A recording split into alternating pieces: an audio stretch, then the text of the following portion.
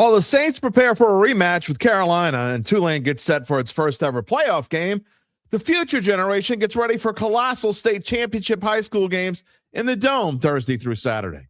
We have a treat for you on this Wednesday as we have three state championship winning coaches today. Both St. Charles coach Wayne Stein and Shaw's Hank Tierney will be here before their big matchup on Friday night, as well as Franklinton coach Nick Saltaformaggio. You know my good buddy, Coach Salt. He's going to be here to tell us what he thinks about all the state title matchups, including maybe the biggest one in the past few years as Karr, the University of Karr, takes on St. Augustine on Saturday afternoon. We'll start the show and end the show with Saints Talk, and we'll finish it with Gabe as well. As we give you our Thursday night football picks. It's story time here on the Dattitude podcast, and that story time starts now.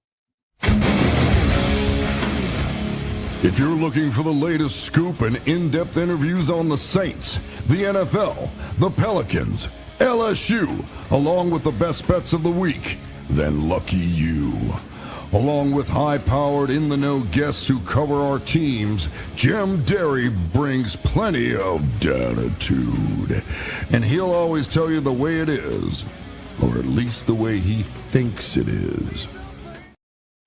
Where you at, New Orleans? I am excited about today's show. It is going to be a little different than we're used to, and I know a lot of you don't like change, and it's going to be a little bit different for you. And but I'm telling you, you'll want to hear the stories that we have for you today. Again, we will open and close with the Saints. Gabe will be on Thursday Night Football, but in between, it's going to be a little bit different here on Dattitude, episode number 449, presented by Evangeline Securities for a Wednesday, December the 10th, 2025. It is just 3 weeks away from New Year's Eve, 2 weeks away, if you're counting like my kids are, from Christmas Eve, which is way more important to them. Did you finish your Christmas shopping yet? So how about this? Have you started your Christmas shopping yet? I know some of you probably haven't even started your Christmas shopping yet. I have one left, but it's a really important one, and I better not screw it up, right? You probably know what I'm talking about. So anyway, we are working on that. We still have 2 weeks, but don't do what I do and procrastinate to the last minute. You know what happens when you procrastinate. We're not going to say it here on this show. If you're wondering who I am, I'm your host, Jim Derry, 35 years in the New Orleans sports media scene. I thank you for being a part of the Dattitude family. Again, today we're going to talk with some coaches who know a lot about playing in the Dome. And I'll tell you, let me think about this for a second. I'm trying to think how many of these coaches today, only one of them, I think, has more wins in the Dome than the Saints coach who plays in the Dome every week. I think Wayne Stein has more wins in the Dome, or does he have the same amount? I don't know. St. Charles going for, I think, state championship number 10 or number 11. Shaw is going for a state championship number 3, and more importantly, going for back-to-back titles. And then my friend Nick Saltaformaggio is going to come on around noon, and he's going to give us his thoughts. I tried to get, just a heads up, I tried to get Karr coach Bryce Brown and St. Aug coach Robert Valdez, but they were both super busy. I can completely appreciate that. Look, it's not that I'm not ignoring when it comes on and we start talking high school championship. I did not ignore Karr and St. Aug. I'm not just giving love to my alma mater and their game on Friday night. I tried to get all 4 of those guys, and it just didn't work out that way. So we do have Wayne Stein. We do have Hank Tierney. At least what it was able to do is I'm able to talk a little bit longer with Wayne Stein and Hank Tierney.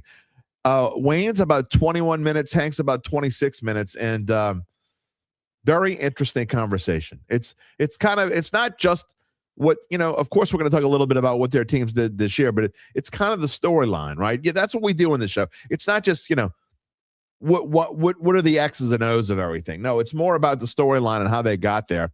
And let me tell you, if you like football just in general, you're going to appreciate these stories. And then again, Coach Salt's going to come on and talk about the Karr St. Aug matchup. And I don't know, Karr has been great for 30 years.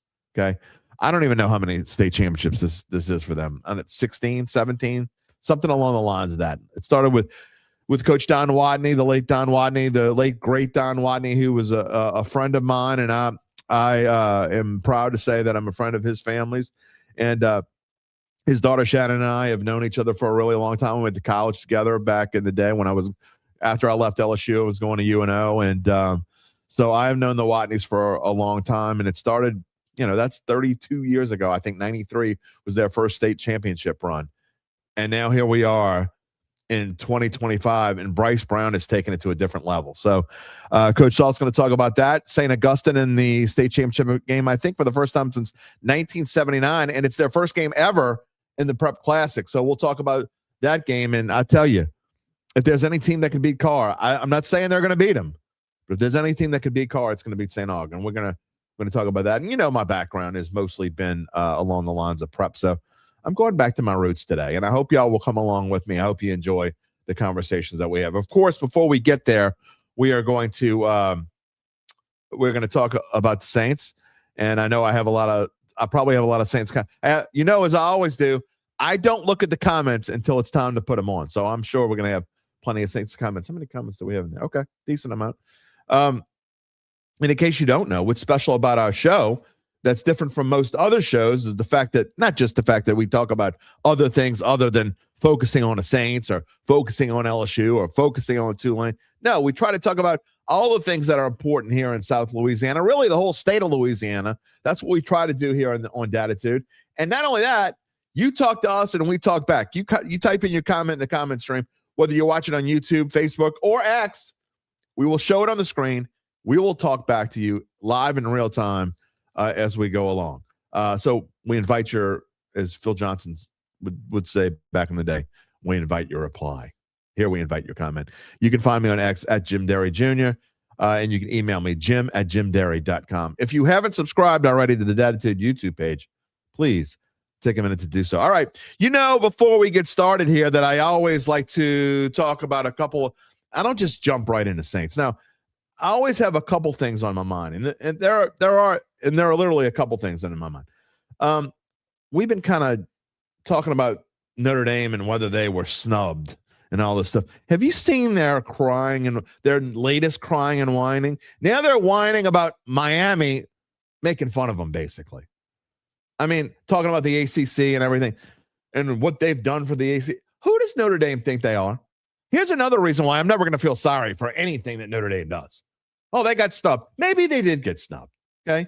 Even if the majority is right. I know the majority out there, and Gabe was on the show and he was presenting his case for why Notre Dame should have been over Alabama. And I understand it. Whether I agree with it or not, is a moot point, because it doesn't make a difference whether I agree with it or not. But here's why no one can feel sorry for Notre Dame. Quit your bitching you're going to take your ball and go home. I saw an interesting meme this morning. It wasn't even really a meme. It was an X post. I think Coach Salt actually put it up, and it was talking about, and to show how times change. And I'm not, you know me, get off my lawn, dude. Whatever, go back in time. But think about San Jose State in 1941. Okay, I know none of us were born. Okay. Well, almost none. I'm sure there might be one or two 80-somethings out there watching the show. I doubt it, but maybe. But none of us were born in 1941, okay? What happened in 1941 during bowl season? Well, Pearl Harbor was attacked. San Jose State was supposed to go to Hawaii and play two bowl games in Hawaii. They didn't play either one of them. What did they do? They ended up helping the people of Pearl Harbor in Hawaii instead of playing their bowl game. Meanwhile, in 2025, you got Notre Dame. What does Notre Dame do? Well, they get snubbed, and I get they're mad, but they get snubbed by the college football playoff, and we're not going to go to a bowl game. Although, as of next year, if they're in the top 12, unlike other teams, they automatically are going to be in the playoff. So, I have a major problem with, I get college football is completely different today, and mostly for the good. Definitely, there are many things that are not for the good. But mostly college football today is for the good, although my friend Coach Salt might disagree. But you can't take your ball and go home, man. That's not how this works. I mean, they are doing it, so I guess they can do it. But you realize, to me, and not just to me, all the people wow out there, most people just wow because it's Alabama. I said this the other day, and I meant it. Tennessee had the exact same thing, and I'm just using Tennessee as an example. People would bitch about Texas because they look at Texas maybe the same way they look at Alabama. Outside of Louisiana, they look at LSU the same way in the grand scheme of things they look at Alabama. Take Florida, take Tennessee, take Missouri, anybody. Put them in the same boat as Alabama. They play the exact same schedule, did the exact same thing, and the committee took Tennessee or took Florida or whoever, Arkansas or Missouri over Notre Dame. There wouldn't be nearly as much crying. The only reason why they're crying is because it's Alabama. And people hate Alabama, and I get it. I don't like Alabama either. I root for Alabama to lose more times than not. I'll probably be rooting against Alabama against Oklahoma. I don't know. It depends on what I bet on. That if I bet on it, obviously that will change that. But that's where we are today. So I don't know. Whole lot of crying going on. Notre Dame, wah, wah, wah. The ACC, we've been so good to the ACC. If you're so good at the ACC, why don't you join the ACC in football? You join the ACC in basketball and baseball and who cares? Get off your high horse. You want to talk about 1941? You know what's not 1941? Notre Dame is not 1941 anymore. You don't rule things anymore. Get over yourselves. So if you had any sympathy for them before, you shouldn't have any for them now. I don't care if they got screwed or not. I don't think they did, but I don't care if 90% of the people. I have no sympathy for them whatsoever. Take your ball and go home. I got something for you to take home. And lastly, before we get to the Saints here this morning, how about Derek Queen? The Pelicans, they suck, man. It is such a mess. 3-22. Again, I don't have a Pelican slide this morning. We don't have time to talk to. I am probably next week actually going to start having daily talks on the Pels, but a triple-double for Derek Queen, it's still not good enough. Pels lose to the Spurs on Monday night, 3-22. Boy, if you fire Willie Green, everything's going to change. Yeah, hadn't changed. Zion's still Zion. You'll find somebody, and now it's, I don't know, whatever. This is my problem with blaming stuff and saying coaches should be fired and this and that. They're not in this boat because Willie Green, I hate to tell you. They're a mess. The Pelicans are a complete mess. And I probably put a lot of blame on the past general manager. The new general manager, Joe Dumars, he's got a lot to prove too. But obviously he was right about Derek Queen, so that gives him a tick mark. The Pels are a mess. They're an absolute mess. And, if you would have told me they were going to be 3-22, what did the season started a little less than 2 months ago? On October 10th, if you'd have told me 2 months ago the Pels were going to 3-22, I would tell you were crazy. I would tell you, how can I bet the over 3.5 wins on the first 25 games of the year? Because I would have gone all in, man. I'd have bet a mortgage payment that they would have been over 3.5. I'd have bet a mortgage payment they'd be over 8. If you would have gave me over 8.5 wins in their first 25 games, I'd have bet a mortgage payment on it. And here we are, 25 games in. Nearly 1/3 of the season is gone. And the Pels and the Saints have the same amount of wins. Combined, 6-32. Is that good? No. Been a rough start. All right.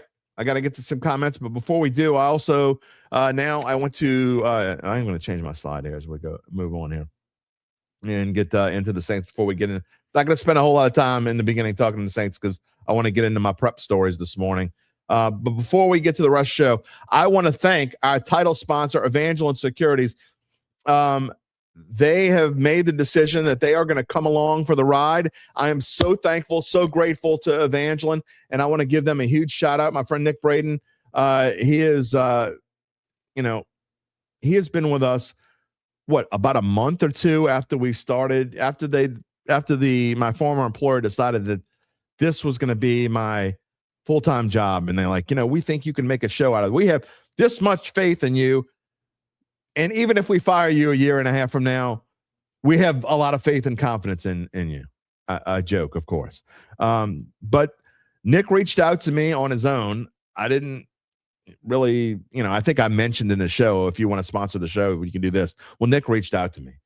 And Evangeline, we went out and met with Evangeline Securities, and they have been with us ever since. And they reaffirmed their commitment to us this week. And again, the title sponsor here of Dattitude since, I believe, April of 2024, and still with us here, Evangeline Securities. So let me tell you who they are. They are a company that can help you decide if it's the right time to sell your family-run or privately held business. And just as importantly, they can figure out what that business is worth. That's you. It's someone you know. It's time to reach out to Evangeline's founding and managing partner, Nick Braden. They will start by scheduling a complimentary evaluation from their offices either on Pointer Street or in Lafayette. And from there, you'll be well informed to begin to make the decision on if you want to proceed. What happens after that? No, we're not to the rest of your life just yet. Come on, man. Hold on. We'll fill you in more as we get towards the end of the show. In the meantime, you can check them out at www.evangelinesecurities.com. And speaking of our friends, give me a second to tell you about our newest friend as well, Joe DiStefano Insurance. We'll be right back on the other side with Saints Talk. If you own a small business of fewer than 20 employees, you know how. Oh, sorry about that. See, I hit the wrong button. This is how you find out about friend Joe D. It means, you know what happened is I forgot my water. I was going to go get it. I said, nah, I don't have time. Then press the wrong button. Here we go. If you own a small business of fewer than 20 employees, you know how tough it is to get the best rates on health insurance. That's why you want to call Joe DiStefano Insurance. Joe and I have known each other for almost 40 years. I can tell you that he's someone that I trust. Look, health insurance shouldn't be one size fits all. And with Joe DiStefano, you get access to PPO networks and flexible plans designed to fit you, not just a cookie cutter mold. Joe's licensed, he's local, but he can help you no matter where you live and operate. From preventative care to peace of mind, we'll tailor a plan that works for your life today and tomorrow. Call Joe DiStefano at 504-234-2132 to protect what matters most. All right, let's get rolling here this morning. Thank you, Joe DiStefano. And thank you, Evangeline Securities. We started with John Puglia. Is it Puglia? There's a new sheriff in town. His name is Tyler Shuck. You got to be fired up by Tyler Shuck. That's for sure. Even the national media talking about Tyler Shuck. Apathy said, oh, you're stealing 0.0. I'm telling you, the first merch that we make, by the way, is going to be a shirt with, it's going to have the DAT logo, and it's going to be as big 0.0. Gabe and I will wear it proudly. 0.0 chance of happening, but college football should play rivalry games earlier and have flex scheduling for the last month of the top 12. Make them all have to play ranked opponents at the end. This isn't the NFL. That would be really, really hard to do. Although I'm all for thoughts and ideas of how to change what we have now and make it better. So, yeah, I'm in for something better. But what can you do that the schools will be willing to do? That's the main thing. Rocky, is hump day. Yes, it is. Gary, good morning. Finally, some sunshine. Hope the Saints can have a repeat against the Carolina Panthers. Me too. Charles Mangus, good morning. Finally get to the podcast. YouTube is giving him hassle. Sorry to hear that. Phillip Rivers to Indy. Yep, they tried to get Derek Carr. Didn't happen. Yeah, you know, it is what it is. They got to go for a grandpa. Maybe we'll talk about that more on Friday. Chad Gage, hello to the That Podcast World. Hello. And he also says college football is a joke. ESPN is ruining it. They're ruining football. I don't know if ESPN. Look, I'm no fan of ESPN, but I don't know if it's just ESPN. UBN's here. Do the Pels win 10 games this year? Yes. I would put a mortgage payment on that they win 10. I don't know how they're going to win 10. I think they're going to win like 17 or 18. Can you imagine the people, you know what their over-under it was before the season started? 40.5. If you bet the under, you're already cashing that ticket, baby. I think it's getting it. They're only, 20 losses away from a lock, right? Wow. And it's December the 10th. One Smoke says, GM Jim, Shuck upset the Bucks. Nobody in the national media. That's not true. Sanders loses versus the Titans. All the media talk. Shuck getting up. That is not true. You see the headline. National media talk. I have seen a lot of stuff. Now, maybe not. Look, the Saints are what they are. Shedeur Sanders, you got to understand. Y'all know what I think about Shedeur Sanders. Never going to be anything in this. I'm sorry. I know people get pissed off when I say this, but he's never going to be anything in this league, in my opinion. Oh, yeah, it's such a great day. He still lost to Tennessee. Big whoop. They didn't let him go for 2. Yeah, well, he went for 2 on the touchdown before that, and he didn't get it. I'm not spending time talking about Shedeur today. However, and we really got to get to the coaches here, but I'm going to say this. I have seen a pretty decent amount of talk. Now, most of it's on social media, national social media talk. So I don't watch ESPN that much. I don't watch Fox Sports Channel or NBC Sports Channel or whatever. I don't really pay attention to those things, really. So where I get my news, and yeah, I'm an old fart getting my news mostly from social media. That's where I get a lot of my sports news. And I'm telling you, there's been a pretty decent amount of talk about Chuck. So, yeah, they're talking about Shedeur. Don't get me wrong, but they are talking about Chuck. Did you see what Mark Schlereth had to say? He said he thinks he's the best of the rookie class. Earl's Picks, it is indeed hump day. Hakeem, big dog, what's going on? Christopher's here. Happy hump day to Who Dats. Like to see them boys win 2 in a row. It would be the first time they would win 2 in a row. If they would have won 2 in a row, the first time since they beat Cleveland was their second win in a row. And I believe that was the game before, the Sunday before Thanksgiving last year. I think that's the last time. Anyway, Charles also says, hope I don't get too big for my britches. I'm already too big for my britches. I gain weight like every week. I'm going the wrong way. We're going to have to come up with I've already thought about this, by the way. Congratulations on my independent success. Thank you. We got a long way to go. We're trying this independent thing, and we hope that it works out. And so far, it's been great. It's been better than I could even plan for. But I am going to have a new, for those regulars who've been with me for a year or longer, I'm going to tell you, I'm going to shame myself into losing weight next year. Now, overall, I have lost weight this year. But remember I told you on my New Year's resolution was to lose 1 pound a week or 52 pounds? Yeah, I didn't even come close. I'm telling you. It's coming. All right, Troy Thibodeau. Oh, nice comment. Good morning. Fantasy playoffs need help. Joe Burrow or Matthew Stafford? Oh, that's a tough one. You know, I don't know. Give me a second to think about it. I'm going to come back. If I don't, come back to me at the end of the show. I got to think about that one for a minute.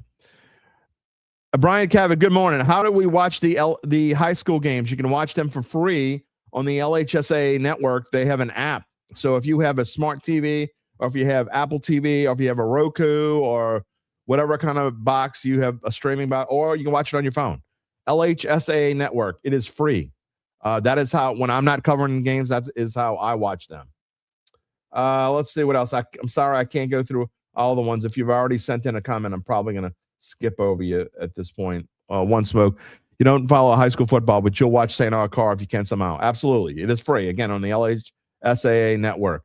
Infantryman. Hump day. I saw that Field Yates predicting us to take another O-lineman in the first round. You would lose your mind. Hey, I saw some people talking about this morning. As a matter of fact, on social media. It's a long way away. I don't know what I'm probably not going to be upset if they take an offensive lineman. I mean, what is the number one need for this team right now? To me, the number one need is interior lineman, or if you move Fuaga to right guard, then you could draft a tackle again. And I know y'all don't want to hear this. It's not sexy. It's not fun, but it's what they need most.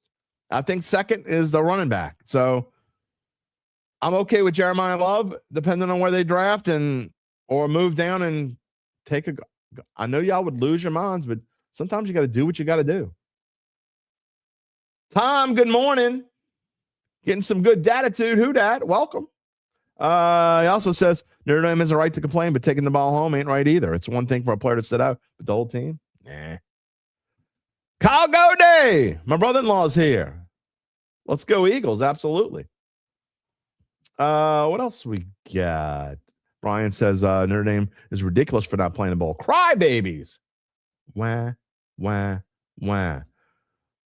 Bo Foreman. I got Kyle, I got Bo. What's going on? Get Zion out of here. I think it's probably going to happen at some point in the near future. I mean, I really do. I think that's where we are.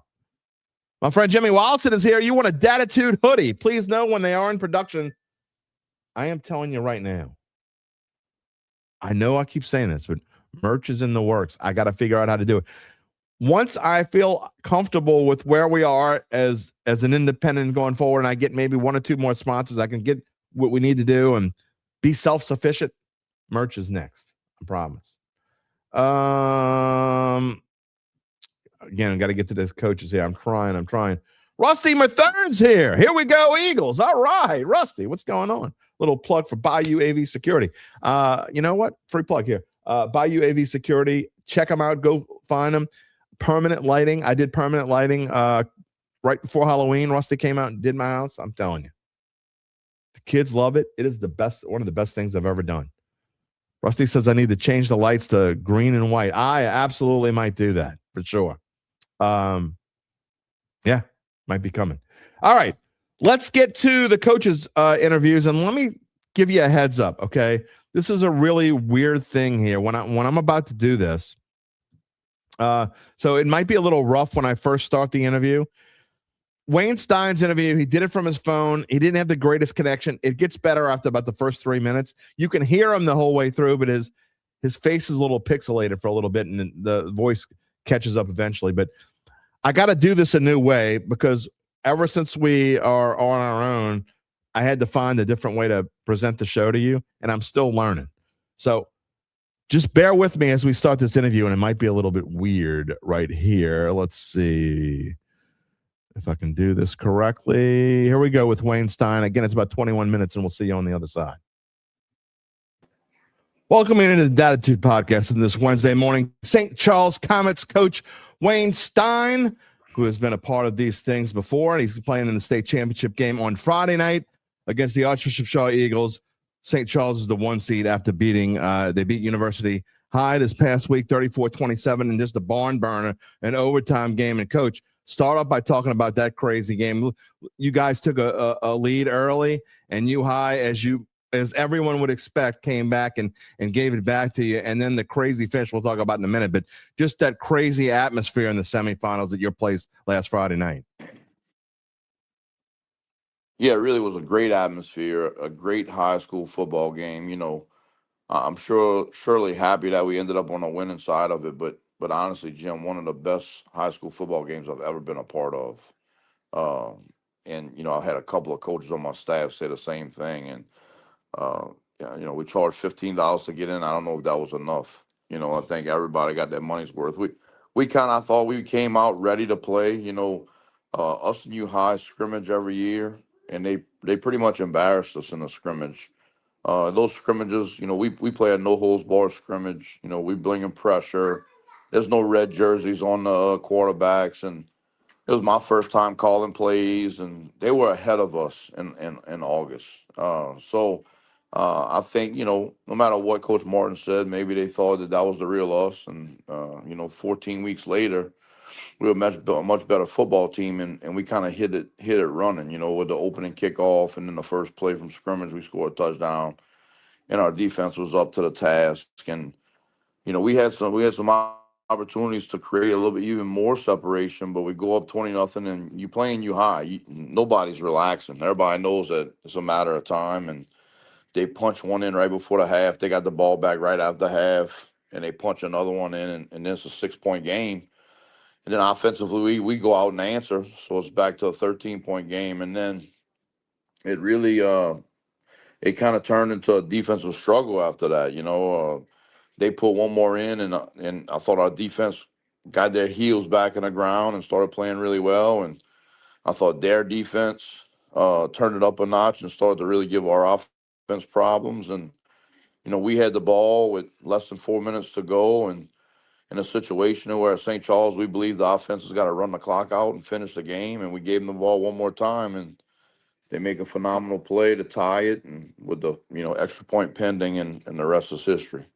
Yeah, and for people that don't know, St. Charles, I mean, I don't know if it's the grace of God. I mean, I know you guys, and look, Coach Monica used to tell me back in the day, Coach Detillia used to talk about all the time, special teams, that you spend sometimes as much on special teams as you do the other two, and how important it is out there in the river parishes. I understand this. Again, Coach Monica used to talk about this all the time. But to be able, for people that don't know, It's 27-27. U-High scores, and the extra point is blocked, which is what sent it into overtime. Coach, what did you tell your kids before that extra point was even attempted?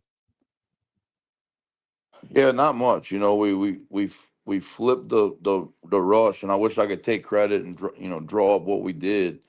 Just one of our kids just had a Herculean effort. Our nose guard Byron Bailey, he blows up the guard and he gets what we call on sacred ground right in front of the tee, and he gets his hand up and blocks it. It wasn't even a guy that we were kind of designing a block for. So, we've got a history of this. Coach Monica started with that from the special teams. We have not wavered. Our kids know how important it is. I mean, we beat Lafayette Christian because of 3 block punts. So they know that it is how important it is, and when we do special teams, it might be a waste of time, but everything else stops. There's nobody, the offensive line's not working, the quarterbacks aren't throwing. Even though it might only be 22 guys out there working on the punt team, everybody's standing there watching. And we do that because we want everybody to know just how important it is. And our kids believe it because they've seen it. And, got to overtime and scored in the first play. And then our defense went out there and made another stop and, get a chance to advance our 10th championship in the last 22 years. Can you tell me do you remember what you thought when your kick was blocked? Or right before the kick was blocked? I know there's never any panic, but you got to be thinking all they need is the extra point and we're done. This great season is over in the semifinals. Can you remember what you were thinking before and right after? Yeah, honestly, I was thinking, because it was about a minute and 40 seconds left. I was thinking about what was our best place to get down there and kick a field goal with Tyler Miliota to win the game. Right. And then when we blocked it, I kind of got in like, hey, you know what? We're gonna see if we can't get some first downs here, and if we pop one, but if not, we good. We're going to overtime because that's who we are. And so that's what we did. We tried to get a first down here, first down there, and we ended up punting the ball back with probably less than 20, 30 seconds left, and U-High took a knee, and we went to overtime. And so. I think U-High is an excellent football team. I thought it was a very complete team. Maybe it wasn't the most 5-stars that they've had, right? But it was a very well-rounded team, and I think we are too. And it was it took a heck of an effort for us to advance. Coach, you talk about your team being in this position now 10 times in 22 years, which is an absolutely amazing feat. And then U-High is a similar number, if not more. Just talk about when teams like this get into positions in the semifinals, that little number that's before your name of your seed, it doesn't really mean anything then. You're talking about a team that just expects to be there as much as you do. Yeah, and I think both sides knew that. When the bracket came out, we felt like that had a chance to be a big matchup if it happened. And they had to get through Madison Prep, and we had to get through E.D. White. So yeah. Both. What I do love about we've played U-High 2 of the last 3 years in the semifinals in physical, high-level football games. There's no personal foul. There's no extracurricular activity. Just 2 teams getting after it who respect each other. And we've been lucky to be on the winning side of those 2 outcomes. In the state championships, you play a game against Shaw, and I called the regular season matchup, which was in week 10, the final week of the regular season. And I got to be honest, Coach, Shaw is a really good football team. The reason why they're in the dome is not just because they got a quote unquote lucky draw. They're in the dome because they're very well coached, as you know, and they're a really good football team. Yet, not only did you shut them out, you held them to 11 total yards of offense. What do you have to do in this state championship? Because that Coach Hank, all week, that's all he's talking about, and he's putting that number everywhere, I promise you. And they're looking forward to playing you. Yeah, we don't put a lot of credence in the week 10. Me and you talked a little bit before the game, and me and Coach Tierney talked a ton before the game, and I don't think either one of us sold out on that football game. We were going to be the 1 seed, win or lose. They were going to have a bye, win or lose. So I'm not sitting here saying that either team didn't want to win the football game. That's not what I'm saying. But it surely wasn't a let's empty the tank to win this game, And so nobody knew what the draw was going to be one way or the other. I think us and Shaw are a lot alike. A lot of people talk about what they lost offensively, which they did. They lost some great players, but they returned like 8 to 9 of 11 on defense. Right.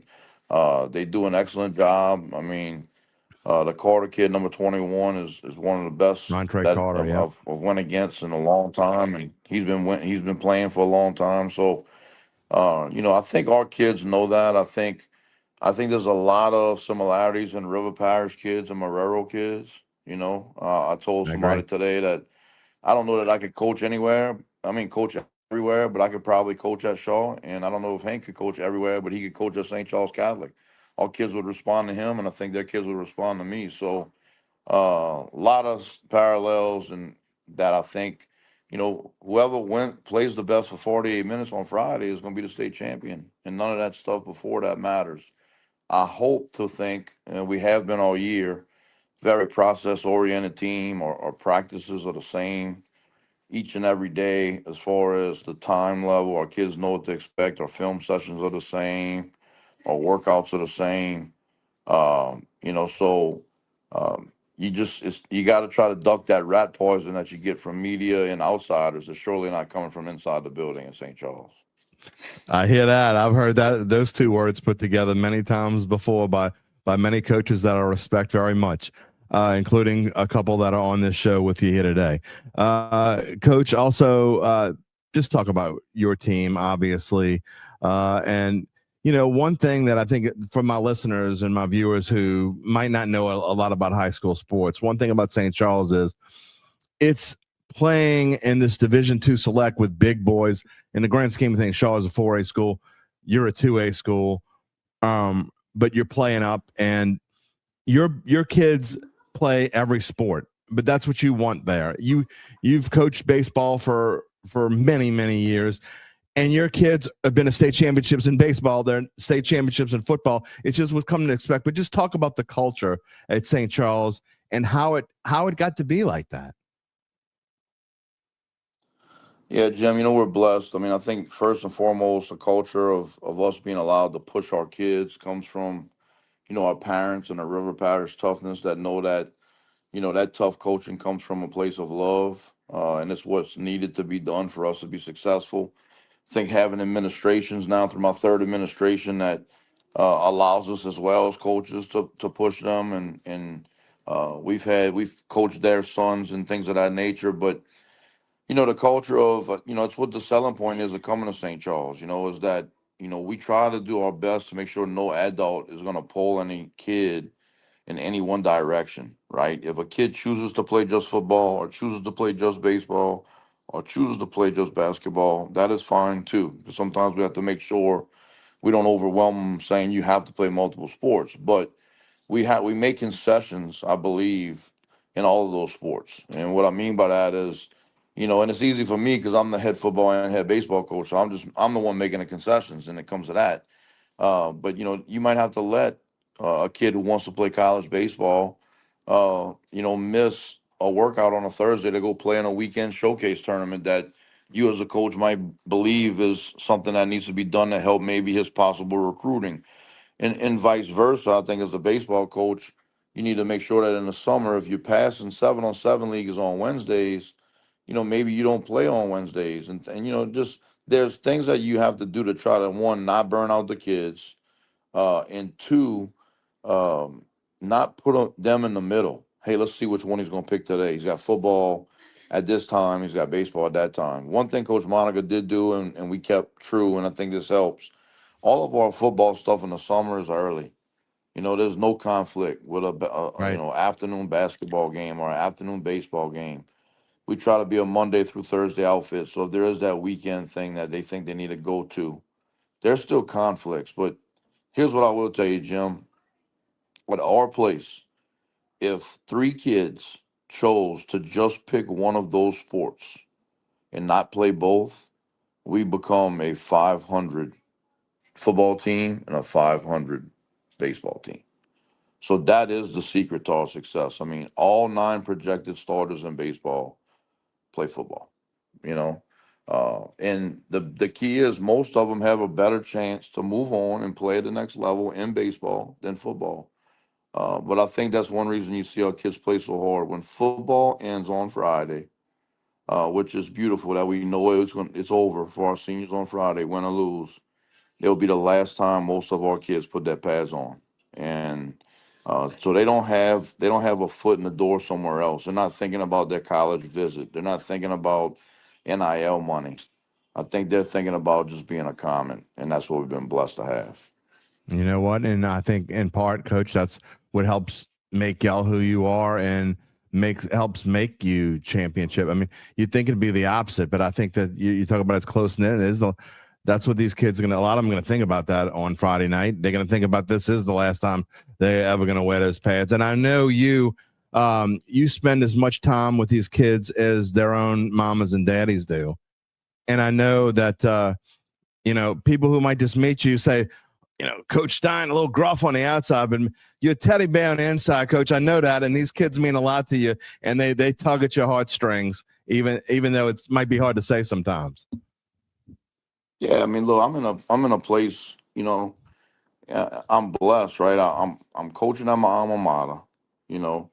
I get to coach kids of people I went to school with, family members. And the beauty of that is when you have a season like this, it's that much sweeter. But I can tell you, whenever we went 4-7 last year, I didn't handle it well. It was that much worse because it's so personal. Uh, you know, it's personal at the grocery store. It's personal at every family. And so, but we in a place where we went through some things, and I really think we learned a lot from last year. Not only did we go 4-7, we lose to Madison Prep, and we lose. Our assistant coach has a heart attack in his sleep that night, and Oh, I so didn't know that. you're sitting here pouting about losing. Yeah, you're pouting about losing, and the next day you got to call an impromptu team meeting and stand in front of these young men Mm. and tell them that their coach just passed away. Now, Coach Oh, Monica prepared me for a lot of things. That's one thing you can't be prepared for. of course So not. he was our strength coach, our D-line coach, our special teams coordinator, John Talley. And we've dedicated the season to him. And we were very careful about, our schedule, Jim. I didn't know how many games we were going to win. And we just wanted to honor him in the way we played and prepared. And our kids have done that. And, if you don't believe in signs, Friday was John Talley's birthday. Oh, And he might have lifted up my wow. nose guard to block that extra point. I So I think there's a very good it's been chance an of that. emotional year. Yeah. Well, lastly, you talk about the 4-7 team, Coach, and this is how I want to end this interview here. But another thing that people don't know, and I know no one in St. Charles likes to brag about themselves. It's one thing you'll never get them to do. But your overall record, as far as what I have, it is. You talk about being 4-7 last year. You're 51-12 as a head coach in football. I mean that's incredible. So I mean you take last year away. My Shaw math isn't great, but it means you're 47-5 outside of that. What has allowed you to help keep Coach Monica's tradition at this school and maybe even take it even a step further? Well, I think that's one thing in the sense of, obviously where I took the program over is not where Coach Monica took it over. He took it over after my senior year. We were moving up to 3A. We had just lost 20-something seniors. He went 2-8 the first year, 3-7 the next year, and then he turned it into what I thought was, a powerhouse. And so we had to do it a different way, so I took it over, and it stayed. It's like getting handed the keys to the Corvette and saying, "Don't wreck it." And we just started talking about what we have. I really stopped talking like the little engine that could. I know people have more talent than us, but I think we have some toughness and some grit and some things that people don't have at other places. Um, and we just started to focus on that. We stopped talking about what we didn't have, and we started talking about what we do have. We made the commitment to go up to 4A for a couple of reasons. We had dominated Division III. We 6 inches away from three-peating. I wanted to keep our kids, our staff, our community hungry to do something new, to do something different. And I know last year it probably looked like, my eyes were bigger than my stomach, but I truly believe that, the ultimate goal one day is to be enough for enrollment to be in the Catholic League. Now, I'm not talking about in a year or two, but that was the ultimate goal. And I thought this was the first step towards that goal. And so, as bad as last year was, I don't think we were that bad a football team. I still think if, we get the right draw, who knows where our season ends. But to see the experience from last year transform into something special this year, and for us to have an opportunity to go compete for a state championship on the last day of the season, I think we made the right decision. I got a phenomenal staff, Jim. It's staff full of guys that have been doubted their whole life, and I think it matches our kids. It's surely not about me. And we got a village at St. Charles. The people that do things for me from an athletic director standpoint, from my quarterback club, from my administration. I tell people when they leave and think about going to other jobs, I ask them, well, who's going to do this for you? So I never thought about that. I said, well, Michael Monica puts in my score. He's done that my whole career. I don't even know how to do it. You don't have somebody like that. So there are things that we have here that an outsider may not see that truly contribute to our success. Well, I always enjoy covering St. Charles, whether I go to Laplace or whether I cover you somewhere else, or whether it's football, baseball, basketball, it doesn't matter. Because, your parents, your kids, they obviously love being a part of that community. And to me, Coach, that's half the battle. When you got parents and kids and coaches and they all work together, I mean, to me, that's hard to be beaten. I think that's what you guys have there, Coach. And I'm looking forward to seeing your alma mater against my alma mater on Friday night. And I think it's going to be a little bit better this time. But, Coach, your team is of all the teams I've covered this year, I have not had Karr, so I can't put you up against them. But St. Charles is unquestionably the best team that I've seen this year. And I wish y'all nothing but luck on Friday night, and we'll see you Friday night in the Dome. I appreciate that, Jim, and appreciate the coverage always. And, we have a lot of respect for Coach Tierney and Shaw, and, we expect it. I told my kids the last 2 days, I'm actually excited that we're playing Shaw. The trophy still stands in Marrero, and if we won it, you're going to have to go take it. They're the champion until somebody can unseat them. And we lived that life before. There's not a lot of people that can say they know what that feels like, but we do. And so I know they're not going to let that thing go lightly, and we expect it to be a 4-quarter battle for sure.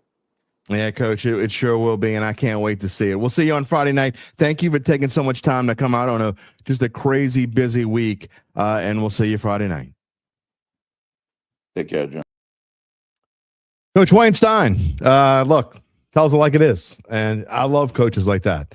And, we need more coaches like that. And the 3 coaches that I have on this show today, which is why, and I would have loved to have Bryce Brown and Coach Valdez, because both of those guys are the same way. Bryce Brown, I mean, what he has been able to do as Karr is just absolutely phenomenal. We'll get into him in a minute. But I want to go into Coach Hank now and show the other side. And we had a Coach Hank this morning. Just I had to edit this. I had to cut this up a little bit because we had some issues as well. Not the same kind of issues, but these coaches, man, they don't work technology that much, so they do this stuff from their phones. It's a little different than some of our other guests. But Coach Hank here, this is 26 minutes. On the other side, we will have Coach Salt to talk about not only this game, but talk about the big Karr versus St. Aug game, and maybe a couple of the other state championships that I think are interesting as well. But Coach Hank has a story. Although they're a bigger school, look, back-to-back, chance to go back-to-back. I mean, how many schools get a chance to, unless you're the University of Karr, how many schools get a chance to go back-to-back? Shaw has never done it. They've been in the Dome twice in a row, but never won back-to-back titles. They get a chance to do that here. I know they're excited about it. We'll see. Let's see if we can do this a little bit smoother this time. And here we go. Coach Hank Tierney here on the Dattitude podcast. Dattitude podcast this Wednesday morning here with state championship coach, defending Division II Select State Championship coach Hank Tierney, and he's got a chance to defend. The team has a chance to defend their state championship this Friday night in the Superdome against seed number 1 St. Charles. Coach, how are you this morning? Man, I'm great, man. Been out for about 3 hours already. Watch St. Paul ruin my morning, But other than that, all good, Marrero. Well, it's every coach's dream to be able to be playing this time of year, the second week of December. It's what everyone, that's what you shoot for when you get into this thing. And, not every coach gets a chance to do it. And here you are. I want to make it clear, by the way, I made a mistake. I like to point out when I'm wrong because people certainly like to point out when I'm wrong. So I'm going to point out for myself when I'm wrong. I interviewed you after the big game this past Friday night, and I said it was the first time you had gone back-to-back years in the Dome. I was incorrect when I said that. I was properly corrected by many Shaw alums and fans. And then you later on, when I said it is actually the second time you went in 1987 and 1988. So I just want to make that clear. Right off the bat, this is the second time you're going back-to-back. Yeah, second time. Now, hopefully it's a better result the second time because while we did go back-to-back in 87 and 88, we did lose in 88. So I'm hoping I can change that part of it, but that part of the narrative. But we are extremely happy to be going back-to-back. Very, very proud of the people in our program, players and coaches, that we were able to bounce back from a really bad end of the regular season, including a very bad defeat at the hands of St. Charles, and go through the playoffs and get to where we are right now. Coach, first thing, did you expect when you came back to Shaw? Okay, obviously, for those who don't know, you were at Shaw you were the head coach of Shaw from 1983 until 2000. 2001, actually. 2001. 25 years.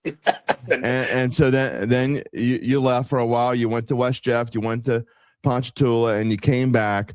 And just a few years ago, 4 years ago now? This is your fourth season? Yeah, this is fourth season. That's correct. Fourth season back. And so when you took over this program, now don't get me wrong. I mean, they had got to where at least they had a really rough few years and then got a little bit better, but they were nowhere near this capacity. Because should you expect this program to be back to this position so soon? Well, Jim, I knew when I spoke to the people involved, and they kind of sprung it all on me as a surprise. I was retired, laying on my couch when Father Steve called the first time in January, and had just lost a very tough state championship to a very good soccer team in the Dome, my last team in Ponchatoula. So I knew when he called that obviously, there must have been some issues or they wouldn't have been looking for a coach. And they wouldn't have had the record they've had. Again, throwing those stones because they were in the Catholic League. And that's not to say, our record would not have been the same because the Catholic League is undoubtedly, the best district in the state of Louisiana, one of the best districts in America, so it's very hard to win there. And I knew that. But when he approached me, they had already made the decision to go down to Division II. And so I knew right off the bat that was going to make things a lot easier. But to honestly answer your question, I watched a lot of film with a couple of guys that I brought with me, Mike Balmani, Frank Alolo, to be specific. And we pretty much agreed that it was going to be a long, arduous task to get this program back. And that's not blaming anyone. It was just the players that they had in the school. So to answer your question, no, any idea that it would be as quick as it was. And a lot of it did have to do with a watered down schedule, a Division II schedule, and not playing, Rummel we play Rummel, but not playing Karr and St. Aug and Curtis and Brother Martin every year, but still no. We kind of breezed through the district schedule the first couple of years till St. Charles got in the district. And then I actually went to the quarterfinals the first year.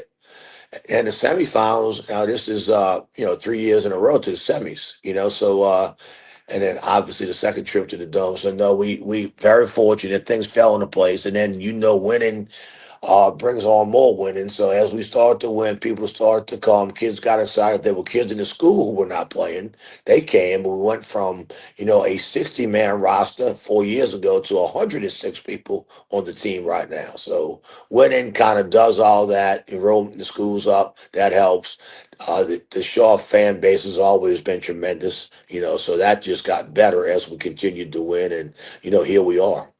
Speaking of the fan base, Coach, you talk about winning, bringing in fans. I mean, when you took over this program, don't get me wrong, there was excitement that you were back, but I mean, it's at a fever pitch now. It's like people I haven't heard of in years and years are asking me what I think about the Eagles, and truth be told, just let it be out there so we're transparent. I am the TV voice of the Shaw Eagles, and I do play-by-play and have for the last few years. But more people ask me about Shaw than I think they ask me about the Saints. Well, I was here for, like you said, from 80. I was actually here from 77 to 81. Wait, hold on. I was here from 1977 to 2001.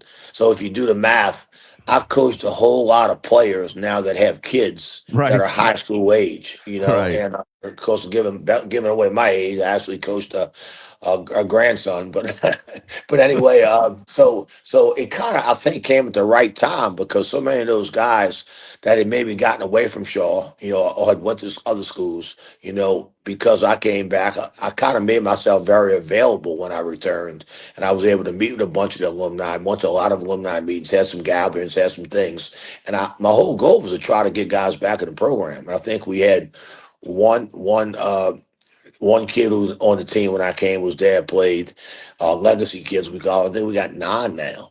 So I think the old Eagles are coming back. The school's great academically. That has never changed. And then we're winning in every sport, and the enrollment's like going through the roof. So I think people have decided it's a great place to send their kid to school, which it always has been. And with anything else, it's like, I'm not comparing this in any way to Alabama, but the biggest enrollment in Alabama's history was the year after Saban won a couple of national championships. Exactly. That's the most people that ever apply to go to Alabama. I just think that has that kind of effect. We're great in baseball, we're great in basketball, so I think people see Shaw as being like Shaw was in the 90s, and they just want to be a part of it. And we're excited that, we were able to play a small part in that. I will say this, and I've said this for years and years and years, for people who don't get sports, don't care. It doesn't matter whether you don't care about sports. A lot of people do care about sports, and it helps bring eyes to a school. It helps bring kids to a school, because kids, look, when I was a kid, Coach, back when I started at Shaw back in 1981, that's how old I'll date myself too. I'm an old dude too.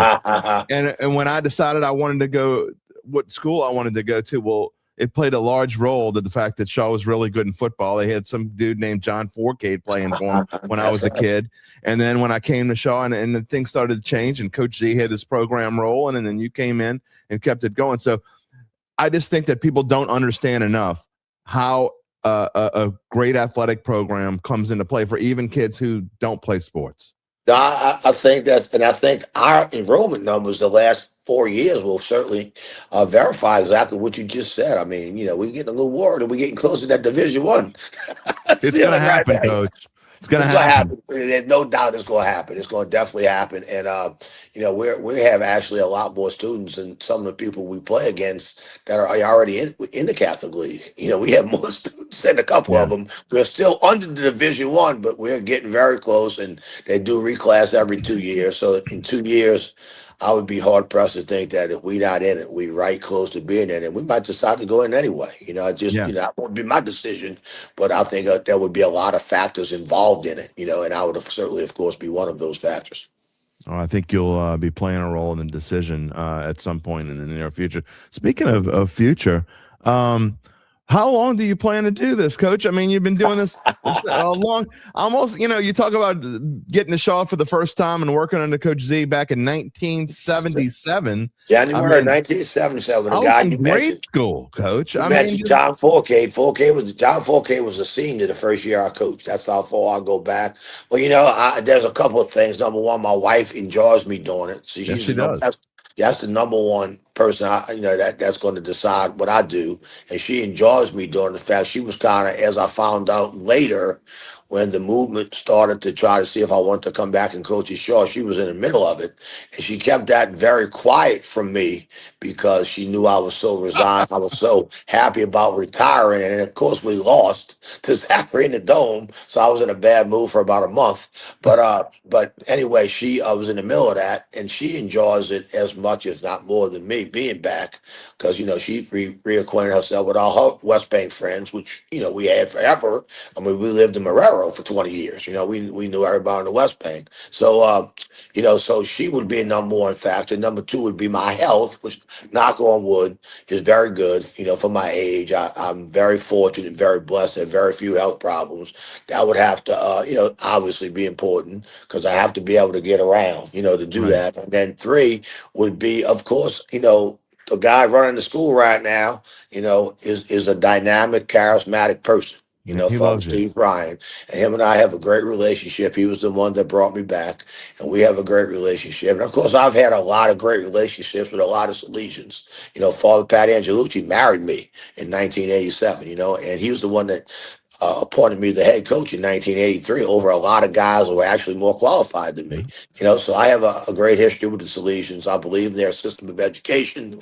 I believe in what they do to help kids become better people. So as long as those factors all stay in place, I'm good to go. But we got a lot of good young coaches here that can take over at a moment's notice. And that's how I want it to be. I want to have built guys that are ready to.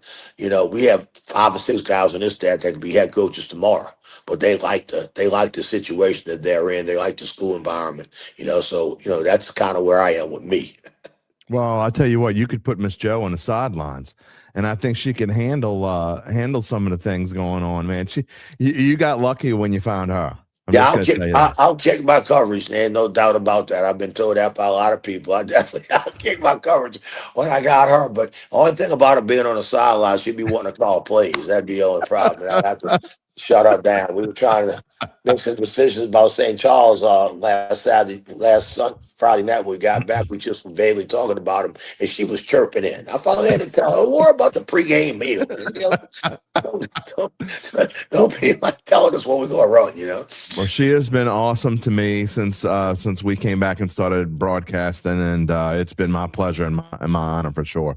I tell you, I got to give you a pat on the back too. You'd be amazed at how many people call me and tell me they watch it here.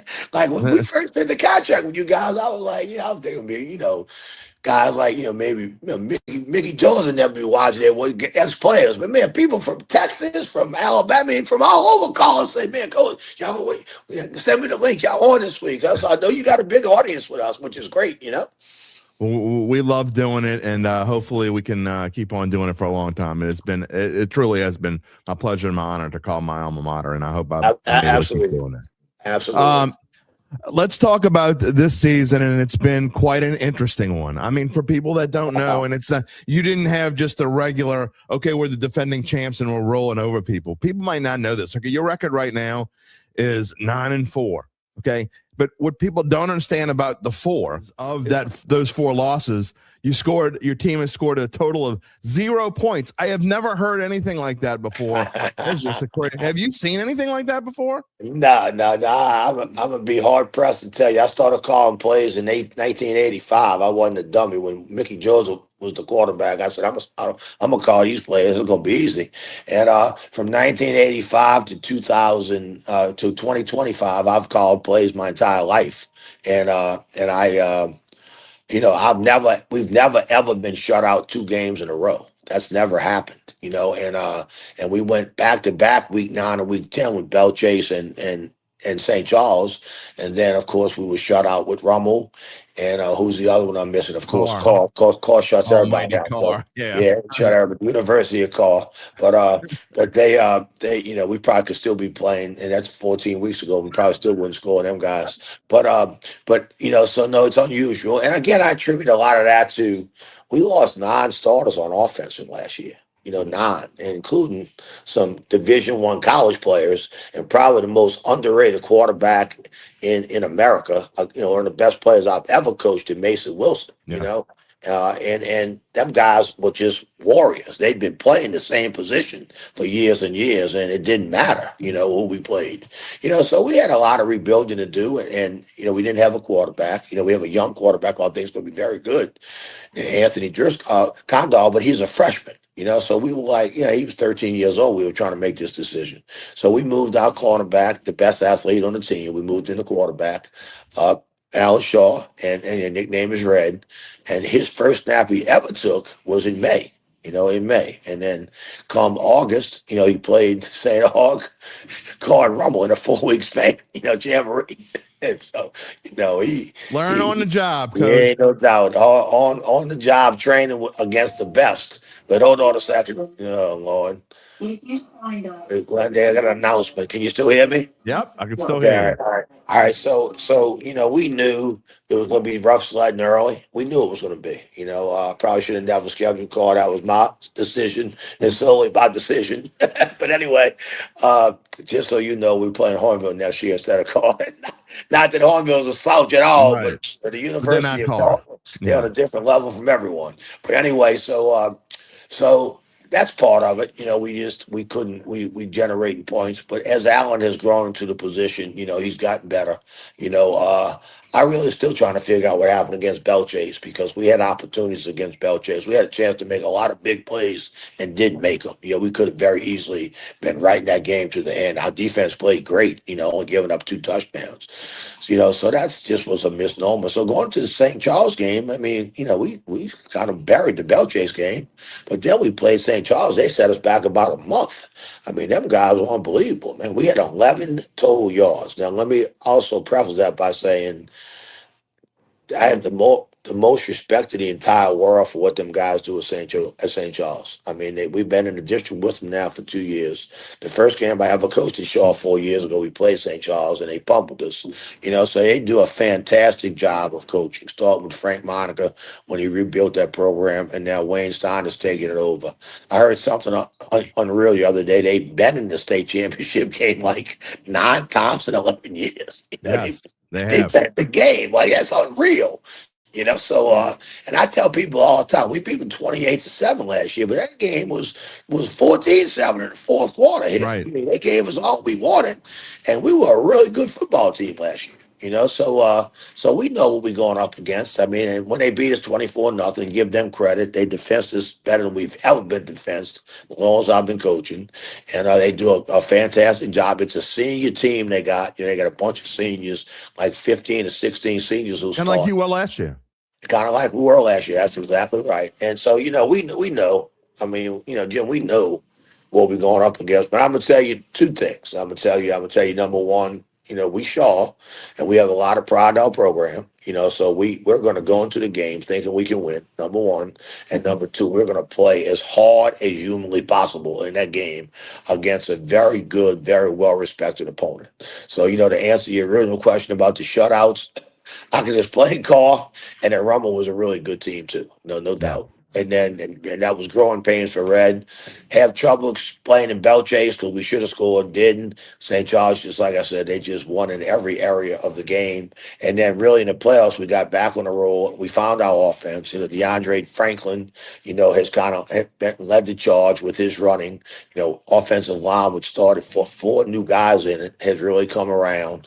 And then of course, Red has really stepped his game up. So, we're in the best possible position we could be right now. We're playing with confidence. We're going back to the Dome for the 2nd year in a row. We're playing and preparing extremely hard for this.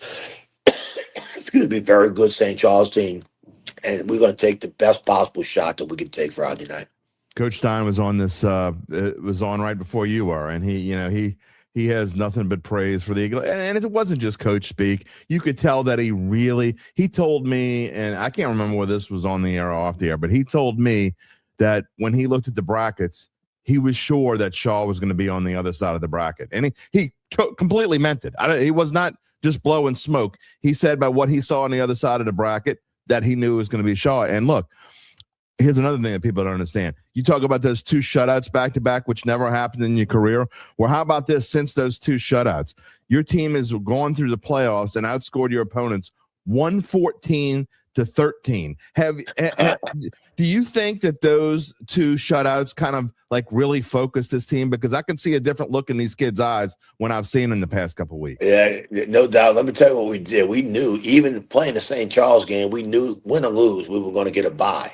So obviously we were hoping we'd win, but we lost. And we were sitting around here Friday night. It was about 1 in the morning when we got, we were still here. And we were just, how when you lose a game, everything's negative. Right. I said, but we're going to find one thing out. Next week, we're going live like it's the spring. We're going to find out who wants to play and who's not, because it don't matter. If we don't get any better, we're going to be out week 1 anyway. So that next week we were off, we went live. We went good on good. And we went 24 plays Tuesday, Wednesday, and Thursday. And it was serious hitting. And our deal was, hey, you don't like to hit in season, but you get hurt, you get hurt. Just it is what it is. We got to get tougher. We got to get better mentally. The offensive line's got to get better. And I think that those 3 days of practice really helped us. I mean, we really got after one another. And I saw, toughness return. I saw confidence. I saw them believing like, man, our coach is not going to accept us being bad. And I kind of think it was a mentality thing more than anything else. So, this year we're the 7th seed, and our bracket was much, much easier than it was last year. Then we play, they got the best quarterback in the state. He don't play. Right. So Right. Don Bosco's smiling on us. Somebody's smiling on us. So, we kind of beat a Haynes team we should have beat. We play a little without their quarterback. Now, Vanderbilt Catholic was a very good team. Very good record, only 1 loss. And we played really, really good against them guys, So I liked the way we played. We looked like Shaw again last week. And then Wayne had to bow his way through a tough bracket, including, that U High team, which is probably the most talented team in the state of Louisiana, with the possible exception of Karr and St. Yeah. Right. And again, they blocked a field goal, they'd have lost. I mean, they just unbelievable. An extra St. point, Charles coach. in every An extra phase point. of the game, So it's funny you just said about Wayne, because we thought the same thing when we saw the bracket, but nobody said it. It's like we could get to the dome. I remember walking out here and saying, y'all see this bracket? We can go to the dome, fellas. And I shook my head and said, sometimes life's not fair, because it wasn't. We didn't deserve that bracket, Our junior class is very, very good. And a whole bunch of those guys, particularly on defense, played as sophomores. Some, like Rontre Carter, played as 8th and 9th graders. So they, even though they're young, and we got them all back next year, thank goodness for the most part, they have played a lot of games. A lot of games. They have a lot of game experience and a lot of playoff experience. Taj Turner, for example, he tackled on a reverse and recovered the fumble last year in the state championship game. Rontre made 9 tackles in the state championship game. Those guys are experienced. We knew we were going to have to lean on them, and we have. And I think without a doubt, they played their best game of the year last Friday night at home. They did a fantastic job. In fact, Vanderbilt Catholic did not get a first down to 4 minutes to go in the second quarter. You talk about your lengthy career and how important things were to you. And, I know for Ponch, that was a special moment for you at Ponchatoula to be able to go back to the Dome and you to play Zachary, and it didn't turn out the way you want. And you got your 300th career victory in the semifinals, which is a special moment. You have had so many special moments throughout your career, but I can't imagine. Can you even fathom what winning back-to-back state championships would be like for you and for the West Bank? I have not even thought about that, because it was so unexpected to be here. We try to always put things in perspective and play everything one game at a time. So the fact that we won the game last night, the fact that we were returning to the Dome, was the first thing that made me think, if you get into that building, there's 2 teams, both teams have a chance to win, so that's number 1. And number 2, way more so for Archbishop Shaw High School, and way more so for the West Bank community, that would be an incredibly special moment. Obviously, it'd be a special moment for me as well, but I'm in the twilight of what I do. But I think growing this school, getting the enrollment back up, remaking this school as a bastion of Catholic school education and athletics is something that I'm very proud to have been a part of. And that has been my main focus since the day I walked back in here to get Shaw back. I used to always say we were like Karr. Before Karr, we were the Karr of the 90s in New Orleans. And I truly believe that. True. I truly believe that we had that kind of program. Don't get me wrong. It wasn't no select, non-select. Then everybody went into one kitty. That's right. And then you played the Western Rose and the Karen Crows and the Neville's and all, not that Carl couldn't beat all of them, because of course they could. But and our goal is to get back, to where that was. And I'm gonna say something else about St. Charles. When we played our first game, when I coached the show, this is 25 one. So it was September 22, our first game back at Shaw. We played St. Charles in Laplace. And it's kind of crazy, but in all those years I coached, we never played St. Charles. No team I played ever played St. Charles. I've only ever been there one time. I went to watch a playoff game when Frank Monaco was coaching. So I really didn't know nothing about them. I knew they were good. I knew they had great tradition. So we played that game, and they beat us like 40-0. I mean, they smashed us. And I remember somebody asked me after the game, well, is this how I expected your return was going to be? And I said, I did not ask that, by by the the way. way. Than you. No, Did not. It wasn't me. and I said, listen, I said, obviously, I thought we would play better. We played tonight, but I'm tremendously impressed by this program. And if I could say one thing, I would say I would hope that we could build Shaw into the type of program that St. Charles has built. And I still feel the same way. We could build our program, and having beat them last year was a big moment for us. Because they're what you measure your program against. They're the best, and if we can continue to have success and have the type of program that St. Charles has, then I would be very, very happy. And we're in it, put ourselves in position to do that. One thing that I know is I know that St. Charles is going to be fantastically coached, and I know that Shaw is going to be fantastically coached, and I expect Friday night to just be nothing like the last game 5 weeks ago. This game is going to be an exciting game, I think, all the way to the end, and I'm looking forward to being there, Coach. I don't get to call it, but I do get to cover it, and I'm excited about that, and I will see you Friday night. Yes, sir. Thank you very much. Thank you for all you do. Thank you for the excitement you brought to our program. We're looking forward to being in that dome. We'll see you Friday night. See you then. Great stuff. Man that I've looked up to and known for a long time. Hank Tierney, I'm privileged to not only have called my alma mater's games the last 3 years, but also what we talked about, and man, it's about to come on the screen in a second, called it with me. But Hank Tierney's 300th victory in that semifinals win against Acadiana, which I know was a huge special moment in his career. Win number 300 in the semifinals to go to the Dome with Ponchatoula. It was his last victory at Ponchatoula before he moved on, and got to play one more game and did it in the Dome, and just a special moment for sure. All right, here's a man who knows something about playing in the Superdome. If I can get him in there, Coach. Let's see. Hang on. Where you at, Coach? I can hear you. All right, I can see you a little muffled there. You're a little bit pixelated. I know you're out in the deep woods of Franklinton, so let's see what we can get. Real quick, I want to talk about this one. And again, talking about being in the Dome, let me give a shout out, Coach Salt.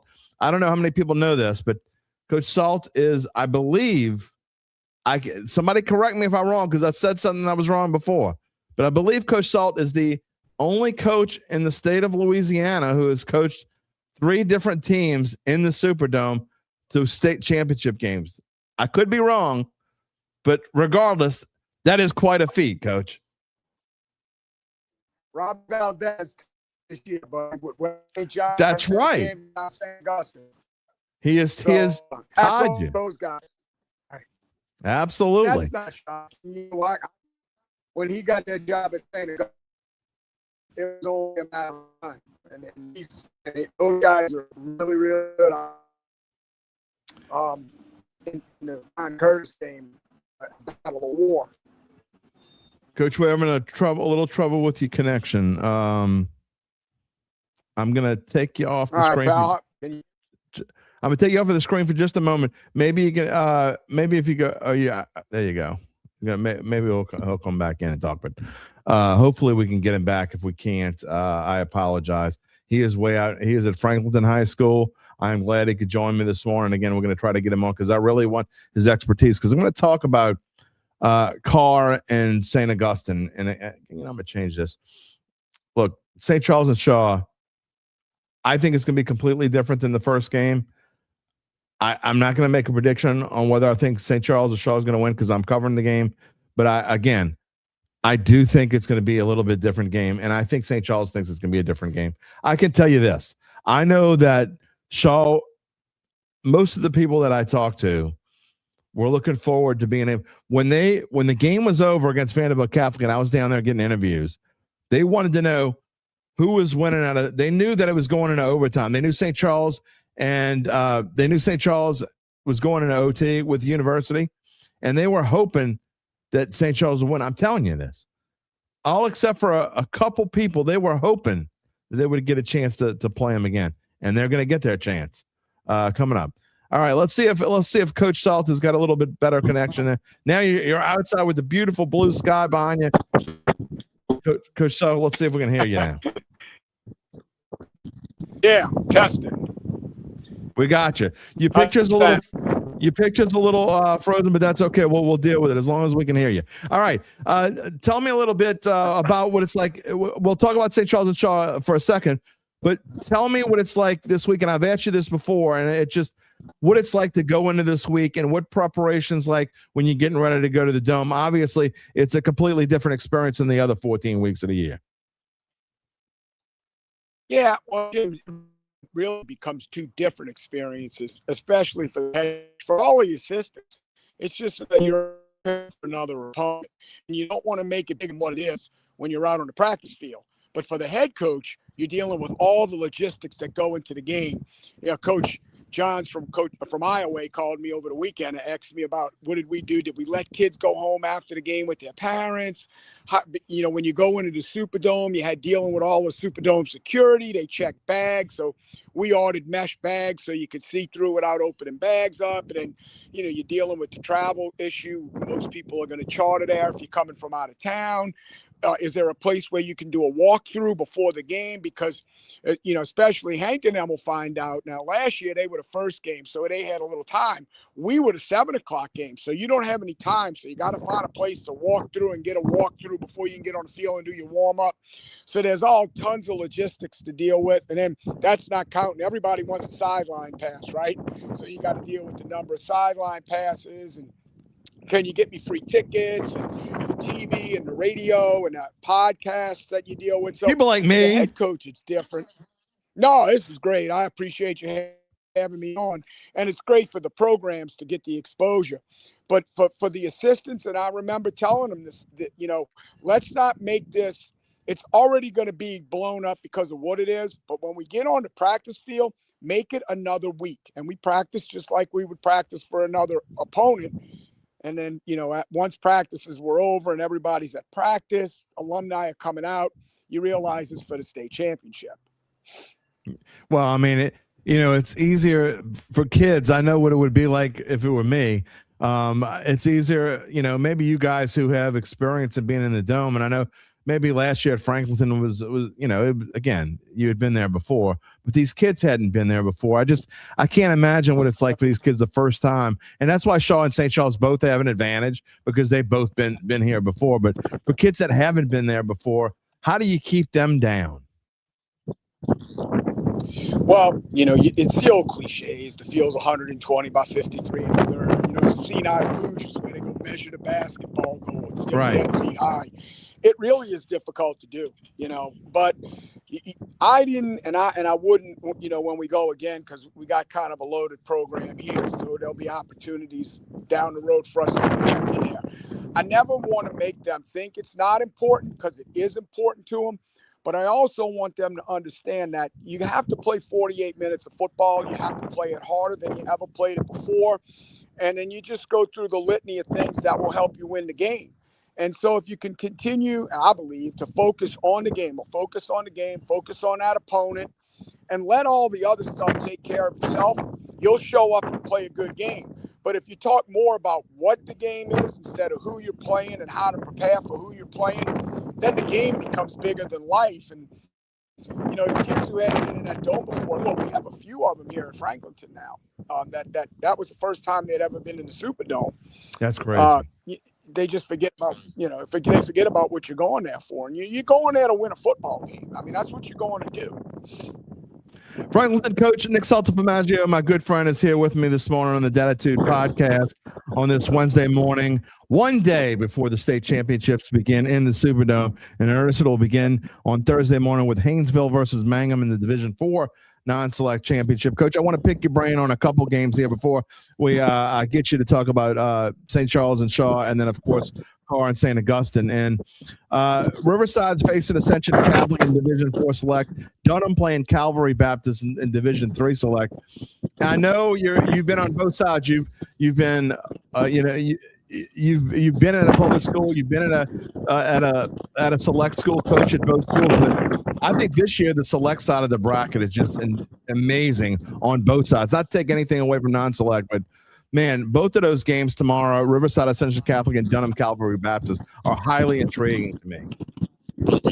Yeah, I would agree. I think what you're going to see, and really it's two different kind of games, to be honest with you. You know, Riverside is going to show up and they're going to run the football, and Ascension's the same way. They both have tremendous running backs. They both make a living running the football. And so you're going to have a battle really of two extremely similar teams. And it'll be one of those games where I think the guy that gets the hot hand, or I should say hot feet, on the ground, I think that's the team that wins that football game. And the guy that's the line coach, it's going to be a game won in the offensive and defensive lines in that game. Now, Calvary and Dunham, now you kind of got a different element there. Dunham's got arguably the best player in the state of Louisiana. Everybody in the world that plays football is going to be recruiting him. And then now you have a special talent going against a program that traditionally has posted college players all over the field as well. I just think in that game, Calvary's got to find a way to control the quarterback from Dunham. And if they can, they'll be in the game. But if not, you're going to be in a situation where you're going after the best player in the state who has a chip on his shoulder, because they were there last year and lost it in the very, very last seconds of the game where he could have made a play to win it, and it didn't happen. So I'm sure he's going to show up, ready to go. And both those staffs do a great job. Coach Weiner and his guys and Coach Guerin over there at Calvary, those guys just – they're going to be well coached. You got really excellent coaches in this state championship weekend. I'll be covering Riverside and Ascension Catholic, so hopefully I'll get my story done and I'll be able to sit back by maybe like the middle of the second quarter, be able to sit back and actually enjoy Dunham and Calvary, because I plan on staying. Now, I don't always stay, but I'm staying for Dunham and Calvary Baptist. Right. There's no question about that. All right, Friday. Yeah, real you're quick. See a lot of good. It's gonna be crazy. I'm seriously. When I looked at the schedule, I'm like, that's a perfect time for Dunham and Calvary, because I'll actually be able to watch it. All right, I want to talk about Division II non-select, and this is the one non-select game that I really want to talk about, and not just because you play in this bracket and you made it to the quarterfinals against the number one seed, and look, you gave them a run for their money. And I mean, you're talking about a North DeSoto team that is undefeated. They're not just undefeated, Coach. Here are their score. Here's how many points they've scored in their last, 8 games or whatever. 58, 51, 56, 56, 63, 62, 56, 63. I mean, it's insane. And they haven't scored fewer than 39 in any game this entire season. Coach, you hung with them. You followed 51-37. What was it like to play that team? It was phenomenal. I told Nelson Stewart today, he and I still talk. And I said, Nelson, if I told you that we played a football game where we had 3 interceptions, had out on 3 downs, made them punt 3 times. Now, we gave up a fake punt, but made them punt 3 times. What do you think? He goes, well, I think you're winning. I said, Nelson, we gave up 51 points. I've never seen anything like it. And I'm going to tell you, buddy, I don't know, other than Karr, honestly, because I watch a lot of high school football. Yep. Other than Karr, I don't know if this isn't the next best team in the state of Louisiana. They're not going to show up with the best players other than 5, their running back. But as a team, as a kicking game, offense, defensive type team, scheme, coaching, tempo, I don't know if anybody else other than Karr can play with them, Jim. I just don't. Their tempo is ridiculous. And They have a kid. Look, man, you know this. For me to say this is going to be extreme, but they have a kid that's very reminiscent of Puka Williams at running back, and their field's not long enough. You know, Right. he's unbelievable, and they do a great job. Not a good job. They do a great job of coaching what they do with the players they have, and like, you know, we had them at, you know, it was 37-37 with 6 and change to go in the third quarter. We turned the ball over back to back. Next thing you know, it's 51-37, just that quickly. So we felt going in, it was a huge task. We had to go up there to play. Great environment, but well, we're happy with our season.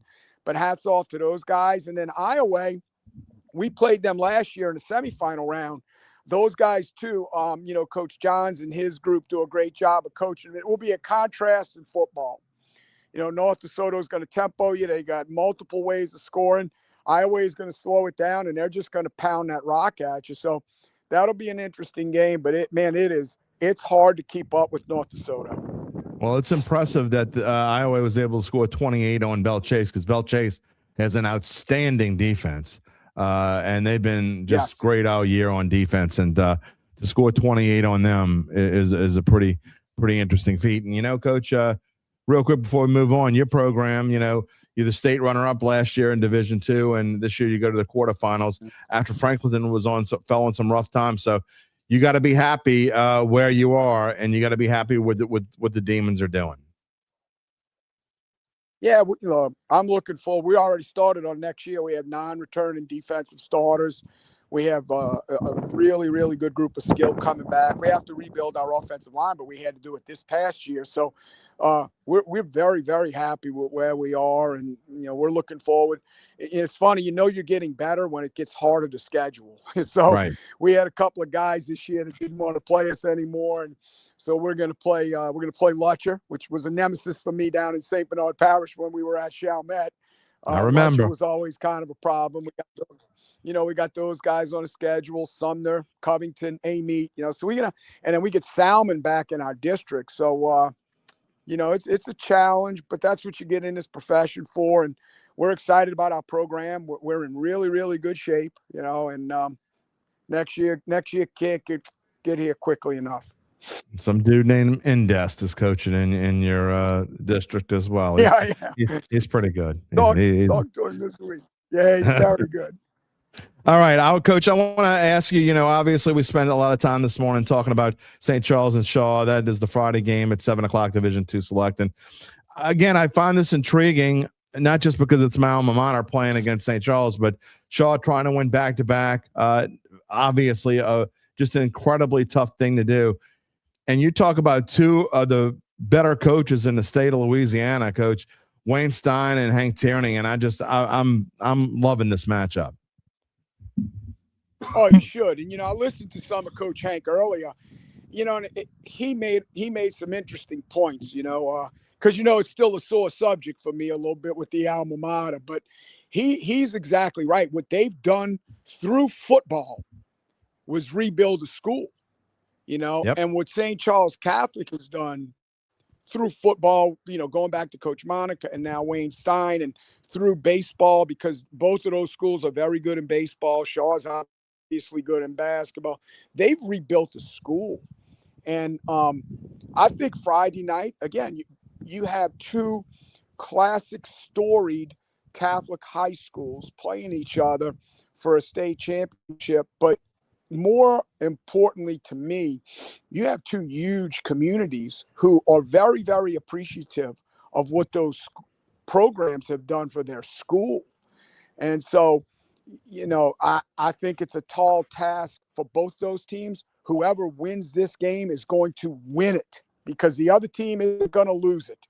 Those guys, you know, with Coach Hank and his staff, you know, Mike Biamonte and Frank, and those guys that are on his staff over there, and Coach Stein and his staff, they've been together a while. They know each other. They do an unbelievable job.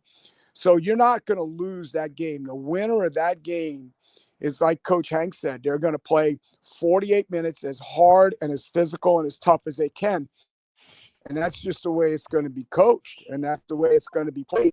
And those kids, you know, the standard is the standard, as the saying goes. Those kids understand that standard.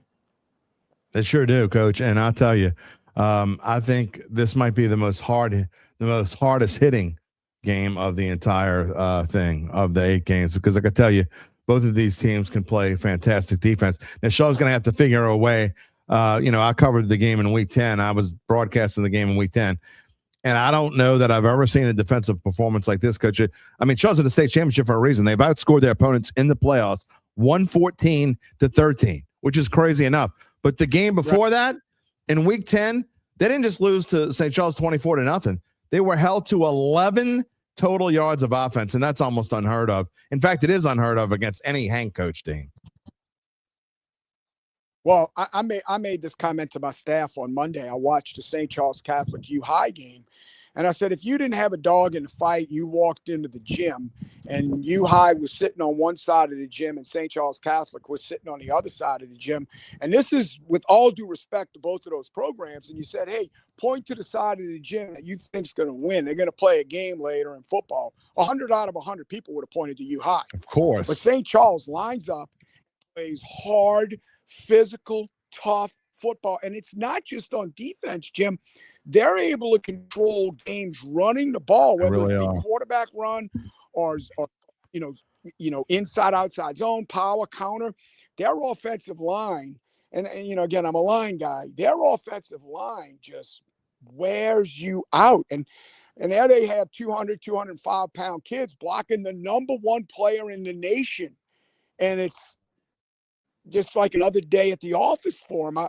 That program to me, and I heard Coach Hank say, that program to me, going all the way back to when Coach Monica rebuilt it, it's the model program for me. It really is. I tape whenever I can, tape as many St. Charles Catholic games as I can. And it's kind of thing, to be honest with you, with Shaw. Whenever I get to see Hank's teams play, I make sure I tape them, or I'll sneak around and ask somebody who they played to send me the film on Hall, because I just think when you have teams that are that superbly coached, I always want to learn. And, the minute you stop learning is the second you stop getting better. So, man, I just think that's going to be it's going to be an incredible football game. I think it's going to be the best one of them all. I really do. Yeah, I think it has a good chance to be. And the one we're about to talk about is crazy. But you talk about the best player in the nation. Lamar Brown goes from playing against St. Charles. The next football game he plays most likely will be against the Clemson Tigers. And so that's, you talk about that. That's hard to even fathom how that works out. All right, let's move on. You want to talk about college football. This is as close to college football as you can get. The University of Karr against St. Augustine in the Dome on Saturday afternoon at 3:30. I don't know that there has been a game that people have looked forward to more in the city of New Orleans than this one coming up on Saturday. Well, I made this statement, and I'll stand by it. There will be more people at the St. Augustine Karr State Championship game than there'll be at the LSU Bowl game. You can take that to the bank. I guarantee you that is 100% fact. There'll be more people in the Dome for that game to see those players than there will be at the LSU Houston Texas Bowl. There might actually be more collegiate players playing in that game. I'm just joking. That's just a little. Oh, there's no doubt. Well, Shaw's got. Karr's got 15 of them. St. Aug's probably got 10 or 11. So you could make a living there. I don't even know where to begin with that game, buddy, to be honest with you. I just think you got talent all over the field. You got programs that are unbelievably disciplined, very well coached. And the thing about playing Karr, and we did it when I was at EJ, and we had to do it when I was at Holy Cross, and they're so used to winning. Yes. They're so used to just being the biggest and baddest guy on the block that they don't even know what it's not like to be at a disadvantage. And I think that is such a huge advantage for them. When you just go in knowing if I just play as well as I could play, as hard as I could play, and listen to my coaching, there's really not anything anybody on the other side of the field can do about it. It's really hard to climb that hill. And St. Aug's going to have to climb that hill. Now, the advantage they have is they've played them once before. So You Yeah, know, 42 I to just think that that's 21. going to be a phenomenal. 42 to Right. 21 Doubled it up. back Yep. in week 5, but don't that game was close. It was actually kind of like your quarterfinals game was very Yes, close, it I was. think, until the fourth quarter, and Karr pulled away. You know, and I've often said this about Bryce Brown and his Cougars, and they have done this for years now. They're kind of like a cat, and not just because of the Cougars. They're kind of like a cat with a mouse. They like bat you around a little bit. They let you hang in a game. They let you think like maybe we have a chance to have this upset. And I've seen it so many times. And then they just, when they're tired of messing around, they just put that par on your head and eat you. I mean, that's what they do. I mean, and it's amazing how they do that. Yeah, I don't even begin to understand what it would be like to coach football teams. And, you know, obviously I was at Hornville and we had a lot of talent, but never did we line up with 15 college football players. Yeah, not like that. I mean, I just, and I'm going to tell you, look, a credit to Bryce and his staff to be able to control that environment, because, you know, today, the deals with the NILs and all the things that can distract a high school kid, early signing days and picking what hat and which shirt you're going to wear, all those things that can distract the kid from winning a state football championship, he seems to be able to control. And there they are again, right back in the Superdome. Right. And, guess what? Next year, in January, February, when people start getting closer to spring football and they start talking football again, guess who everybody's going to pick to be in the Division I state championship? Of course. No matter who's there. The University of Karr. It's going to happen. Everybody else is a flipping, Division II non-select. Well, Franklinton might get there, or North DeSoto's got a shot, or Iowa could, or Lakeshore could. No. Emphatically, everybody's going to pick Karr. And you're an idiot if you don't. Control that environment. Right. And for him and his staff to be able to control that environment year in and year out and make the state championship game and be as great as they are, I think that's phenomenal coaching, in my opinion. And when you talk about Karr, look, I was very close to Coach Watney, and that was the father of Karr football and started off. And you talk about what Jabbar was able to do, and Nate even, but Bryce Brown has taken this thing to a different level, and Karr was always tough. They were maybe not what they are now, but I mean, Bryce Brown has taken it, and I don't know how he's done it, Coach, because it's so incredible what Bryce Brown has done at Karr. I just think he's done it the same way all of us would do it. One, you wish you could do it, is you just get used to doing it. And he's still learning. I guarantee if you spoke to him, he'd tell you, he'll learn something from this team that will carry over to next year's team, and he'll implement that. Make that team a little bit better. And, he's got a system. He sticks to it. What they do offensively and defensively isn't complicated. It's just so well coached and so well prepared. And it's, it's almost like watching Secretariat back, in 1973 run those races, the Triple Crown races. He just exploded. He played around for a little bit, and then he realized he was the best guy on the block. So I'm not going to change what I do. I'm just going to continue to stride the way I'm striding, and nobody's going to catch me.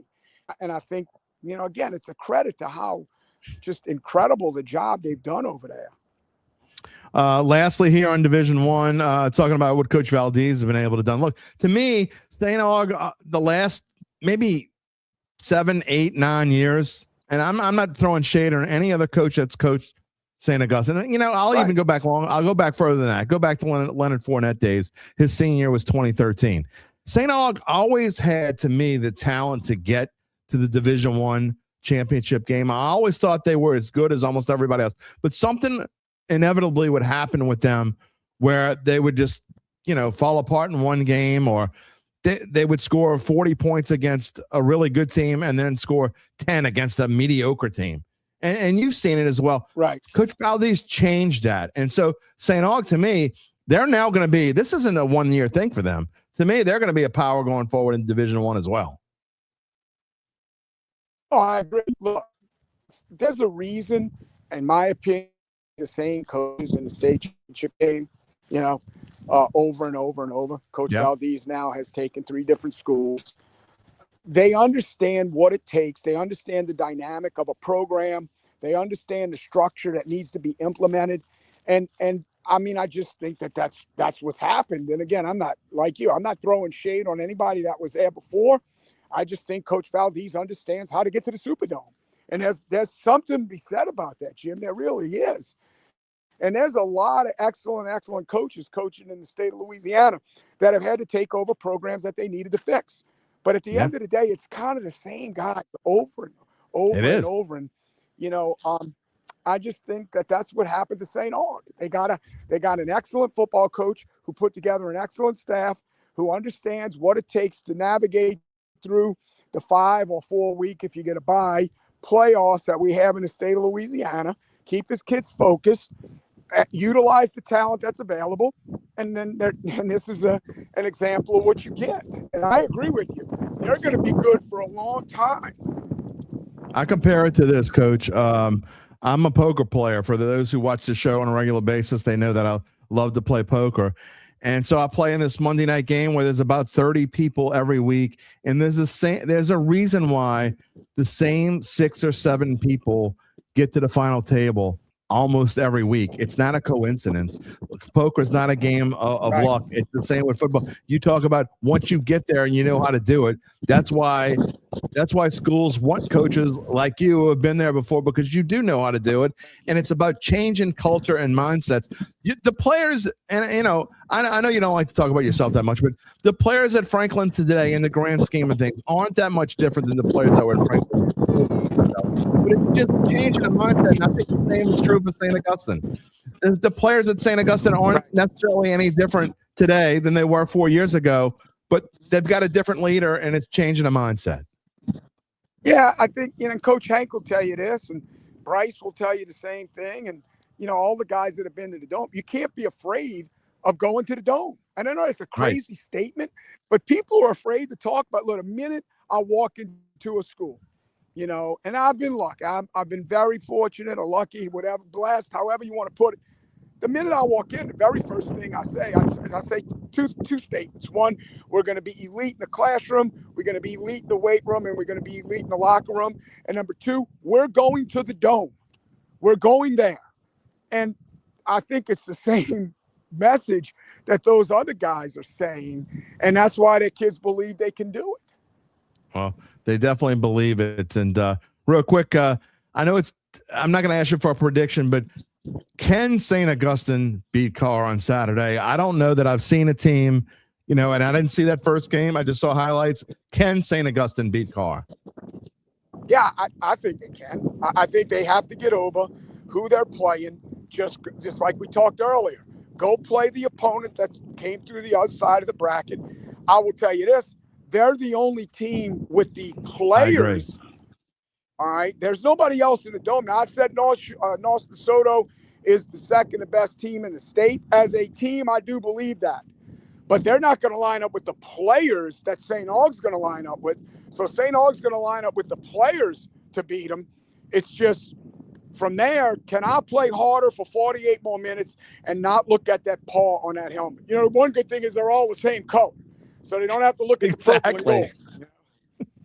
There's no doubt about that. Coach, real quick, are you going to be at the Dome for any of the days, or are you going to just watch them? I'm going to be there Friday and Saturday. I obviously want to go see North DeSoto and Iowa and cry for 48 minutes because it's not North DeSoto and us or Iowa and us. And then I'm definitely going to be one of the 65,000 people to see St. Aug and Karr. Yeah, they're going to have to open the terrace for that one. Yeah, I want you to remember now, when the totals come out for the Texas Bowl and the Karr St. Aug game, remember you heard it from me first. There are more people at St. Aug Karr than there will be at the LSU Houston Texas Bowl. I am definitely going to be checking that out. And Coach, I appreciate it. I can see you got a little exercise in it. At least you've been walking around a little bit. And tell everybody in Franklinton hello for me, and tell your lovely wife hello for me. And we hope to talk to you very soon. And I'll reach out to you. Maybe I can just come shake your hand Friday at some point. You got it, buddy. I'll see you there. All right. Coach Nick Saltaformaggio, everybody, here on the Dattitude podcast. And look, we don't talk enough about high school. And I know that most of the people that watch this show, you come here, you want to talk about Saints, you want to talk about LSU and Tulane, but I'm trying to expand the show, and it's important for me that we do get more high school stuff in here. And I can't do this without guys like Coach Salton. I thank him, and I thank Coach Tierney, and of course, Coach Wayne Stein from St. Charles, and especially in the summer, man. I mean, we need to know about what's going on, and that's my roots. My roots are high school sports, not just high school football, and we are going to do a little bit more of that going forward, and I enjoyed the heck out of it today. All right, we're going to go before we've been running long, so I might not be able to talk as much Saints going forward here as I want to, but we're going to bring in Gabe Henderson, and I know you live in Texas. You're not a Louisiana high school guy, but I would like to get your thoughts on what you heard there, because you were with me the whole time there. Impressive stuff. Those are three guys who run some really impressive programs, and you can certainly understand why after hearing them all give their educated answers. Yep, it's a lot of fun. And look, Karr, I mean, even if you live in Texas, you know about the University of Karr. So I didn't before this year. Oh, you didn't? Interesting. Mm-hmm. Okay, well they keep running out the factory. I mean, Aaron Anderson is a Karr grad. There are several others, and look, they just keep churning them out, and they keep making big time plays in college football, and probably will. Joe wants to know, am I calling the Shaw St. Charles game? No, I'm not calling a game this weekend at all. I am actually working. Talk about my roots. I am writing stories. I am covering Riverside Ascension Catholic on Thursday afternoon, and then I'm covering St. Charles and Shaw, writing a story for Varsity Sports Now. Maybe the Advocate. We'll see if they want a sidebar or not. So I am not. Keith Hewen, hello, go Eagles. And then I'm not sure about Karr St. Aug yet. We'll see. I may or may not be there. We'll see how it goes. All right. I will say just one more thing on high please. School football. People don't talk enough about the coaches and how much a coach impacts a 100% at a school. I mean, I went to a high school here that not very good historically at football, way better at basketball, way better at baseball. But recently they hired a new coach from a championship winning program in a lesser division in the state, and they now have the #1 recruit in the country for a future class. So. Well, and it goes to show how important that is. I think coaches, look, don't get me wrong, coaches are very important at every level. But when you talk about what Coach Salt was just talking about, I think that a coach needs to come in there, and they need to believe. The kids need to believe. And like I said, the kids at St. Aug who are playing Karr this weekend, I don't think the kids at St. Aug are that much different than the kids that played at St. Aug the last 4, 5, 6, 7, 8 years. But they have a coach who knows how to get there, believes he can get there, and he certainly did. All right, we're going to close out the show. I'll probably close it out with a couple comments on Saints, because I never got to even show the ranking slide. But as we do each show here on Mondays and Wednesdays, Mondays, obviously, we do Monday Night Football.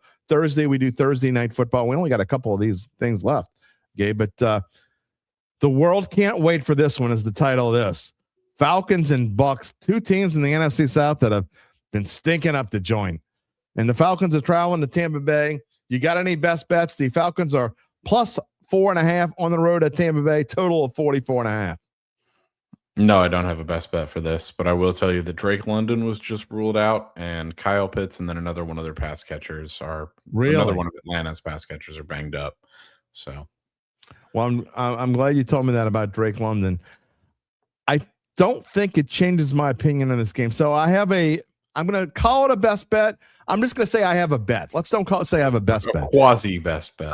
There you go. I have a bet that I'm going to make. And so y'all can come along with me or not come along with me. And we've been really good on primetime. Now, we didn't get Monday night right, but we've been really good on primetime this year. And we'll see if we can keep our string of doing well on Thursday games here. My bet here, I've done really well with unders the last few weeks. I'm going the opposite way. I'm going to take the over in this game. I looked at this number. I thought it was a little bit low, and I get that Drake London isn't playing. Kirk Cousins hasn't been lighting up the world. But we saw with the Saints, right? And look, the Bucs are supposed to be really good against the run. But we saw what the Saints were able to do against the Bucs running the football. So what is Bijan Robinson and Tyler Algier going to be able to do? I think they're going to be able to run the football, but I'm not ready to say. I think the Bucs are going to come out with attitude. Looks like Mike Evans is trending towards playing, which should help Baker Mayfield open things up. So I think the Bucs at the minimum will be able to score the points. I don't want to give the 4.5, but I like the over 44.5 on Thursday Night Football. Yeah, these defenses stink. They're really not very good. Both these teams are banged up. They've got bad defenses. Can nobody win this division? I mean, it's so this division very well. And we said this the other day. I want to put this back up here because I'm gonna go into Saints for the last couple of minutes. But just think about this. The Saints theoretically, they're 2.5 point underdogs. I mean, and that should be minus 2.5, by the way, not plus 2.5. I don't know how I screwed that up, but I did. The Saints are underdogs. They're not favored. But if the Saints win this game, no matter what happens in Tampa and Atlanta, Carolina's still in the thing, okay? It could very well come down. Week 18, Carolina and Tampa Bay play each other. Could you imagine the Saints sweeping Carolina and then Carolina winning the division? That is how bad this division really is. Give me a scenario that perfectly encapsulates the NFC South. There it is. That's it. Exactly. Yeah. Now, Chad, I know Chad's proclaiming himself the almighty Nostradamus by saying, I told y'all Saquon over rushing Monday. You got super lucky on one play on a 4th down where they faked the tush push and Saquon ran 55 yards down the left sideline, or you lose that. Now, you're right. It doesn't matter how you win or how you lose. You won it. And I take victory laps when I win, but let's just say whoever bet the over rushing on Saquon, you got a little bit lucky. Sean also saying this will be Raheem Morris's last season. I'm surprised he's still coaching there. He's the new Dennis. He's not the new Dennis Allen. He's been Dennis Allen. We've been saying it. People are starting to finally hear us, Gabe. You and I we've been saying that for well over a year that he's Dennis Allen. Yeah. UBN wants to know if it's rough. Bama could win the NFC South. No, but Notre Dame couldn't win a game in the NFC South. Notre Dame could win the division. Notre Dame could not win a game in the NFC South. I just wanted to set you up there. Shedeur Sanders would beat Notre Dame 12 times out of 12. That is true. Well, I don't know, but yeah, probably.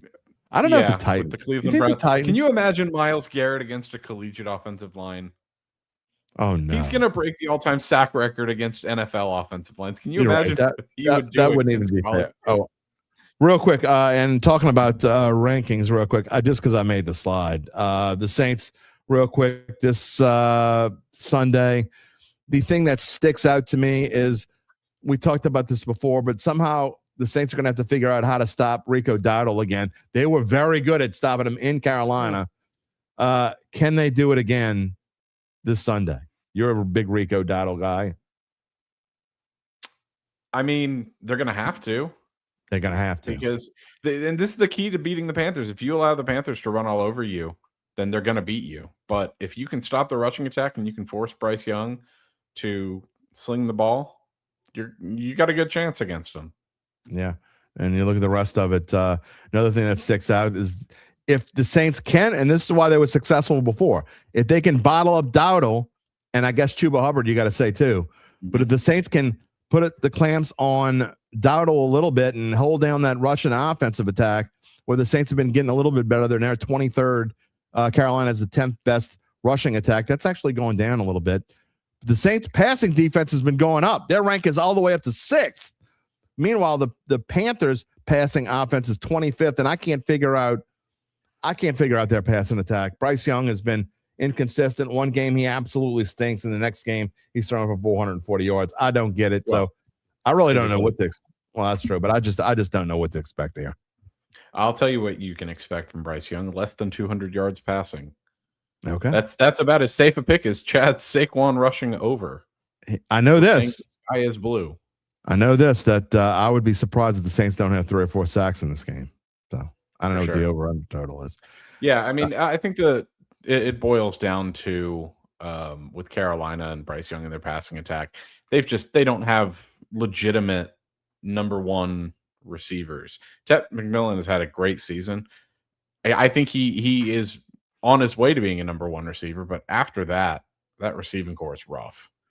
Chad says his fantasy season is riding on Dowdle and Irving. I stuck into the playoffs, and I would cry if my fantasy season was riding on 2 NFC South players.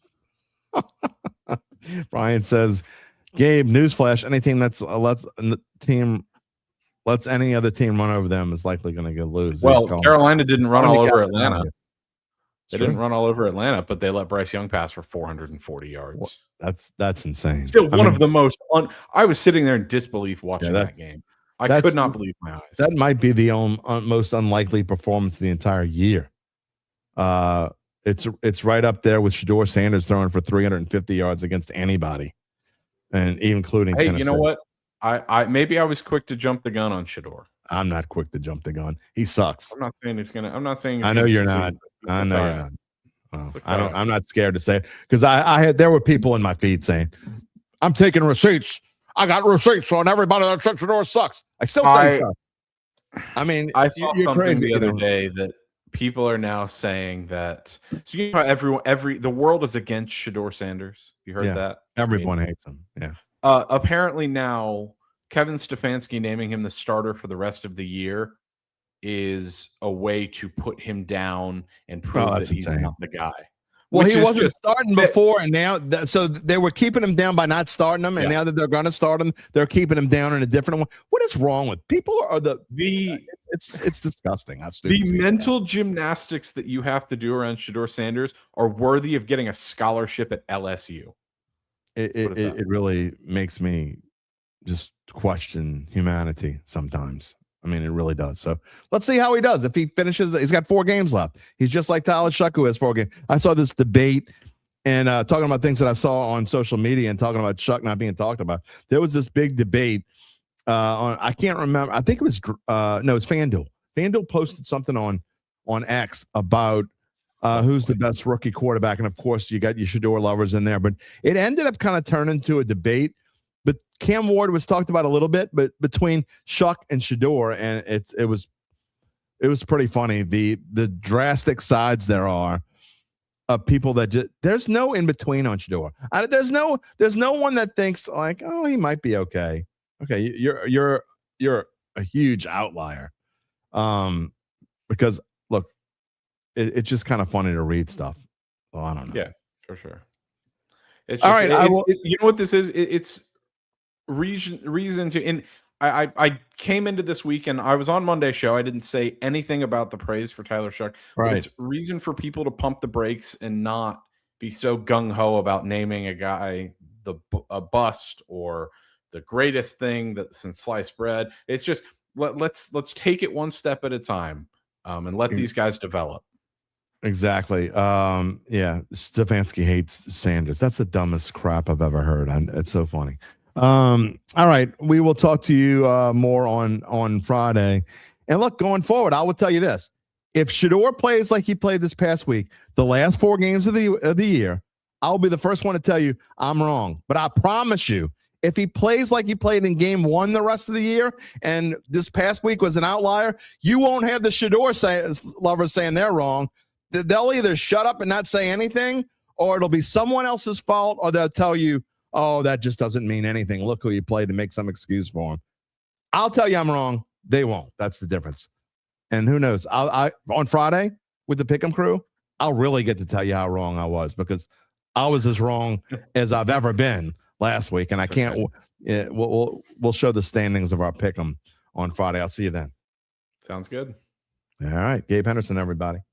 I apologize to my, here we are, title sponsors, affirming their love for us, and I let their second read slip on me because today was a little different kind of show. Having to show the recorded interviews in a different way kind of got me, and then Coach Salt was waiting in the green room. I did not get a chance to tell you again about how Evangeline Securities can help you figure out what your family-run or privately held business might be worth, although we still have a lot of viewers, so that's good. And whether it's time to sell, how do they do it, you ask? Well, best question of the day. After their complimentary valuation of your company, if you decide to proceed, native New Orleanian Nick Braden and the folks at Evangeline, they'll begin an extensive auction process from among established private equity funds from around the whole wide world. they'll maximize the return for the founder and his or her family. Evangeline Securities is the top producer on their platform. There are very few companies like them in this area, and I mean none. 0.0 with their dedication and success. They're fully licensed. They're ready to serve you. So get in touch with Nick about what's really important. You know what's really important. I'm not going to give you what's not important. You know what's important. It's the rest of your life.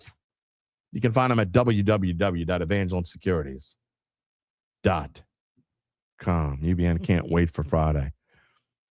I mean, you didn't do anything special. What do you just can't wait for Friday because you get to see the standings move? What they do? Come on, man. Come on. All right. That is going to wrap it up for us on this Wednesday. A very long show, a very interesting show, some 3 great interviews that I'm very, look, share them with your friends, especially anyone in and around South Louisiana, or anyone going to the Dome this weekend. Share the show with your friends. Share a different show with your friends. Make sure you want to help the show. The super chats are nice. The sponsorship is fantastic, and I love it. But you know how the show grows? By you, the DAT regulars, telling other people about the show so that they can subscribe, because that's what we need and want more than anyone. If we're going to survive independently, and we are going to survive independently, by the way. I got a lot of help. I got a lot of friends here that have come along for the ride, and it's been overwhelming how great the last, 6 weeks now? The last 6 weeks have been on our own. It's been a way better the response that I can even imagine. So anyway, super excited about it. We're going to dive back into the Saints on Friday with Zach Ewing. We will talk a little bit about LSU and Tulane, not a whole lot. It'll be mostly Saints with Zach on Friday, and talk probably more about Tyler Shuck, I'm sure. We'll talk about maybe we can start to think a little bit. I saw some people this morning, they were upset about the possibility of maybe selecting another offensive. People will lose their minds. I mean, they will lose their minds if the Saints draft another lineman. I would actually think it's kind of funny, but talk about that with Zach. And of course, again, the Pick'em crew here on Friday, and I will have to have my tail between my legs when I show my record. It was pretty bad last week. That's what happens when you kind of brag about yourself. I think for the first time all year, I don't know, maybe I'm just thinking, I think for the first time all year I was kind of like talking smack. I think I got sucked in to UBN's crap and talked him down and bragged about myself, and I have a 0-3. And then just have a 0-3. It was a bad 0-3 too. Anyway, is there a good 0-3? No, it's a bad 0-3. So that's coming up on Friday, and we hope you can come back and see us. That will wrap it up for us today. Again, lastly, one more time, don't forget to subscribe to the Dattitude podcast. If you just want to listen, that's okay too. We are on all the major podcast platforms, including Apple, Spotify, Amazon, many more, wherever you want to find us. YouTube, you can always go back and listen. Shorts, I got a good short coming up. I'm going to put one together for tomorrow. Gabe and I, our conversation on the CFP. That was one of my favorite conversations we've had over the past 3 or 4 weeks on this show. And I'm going to try to cut that into 3 minutes. I don't know how I'm going to cut it into 3 minutes. I haven't done it yet, but that short's coming out tomorrow. We'll be back here with Friday with the Pick'em and everything else. Thank you so much for being a part of the Dat family. We will see you all on Friday. Until then, you know what we say here. Take it easy, my friends.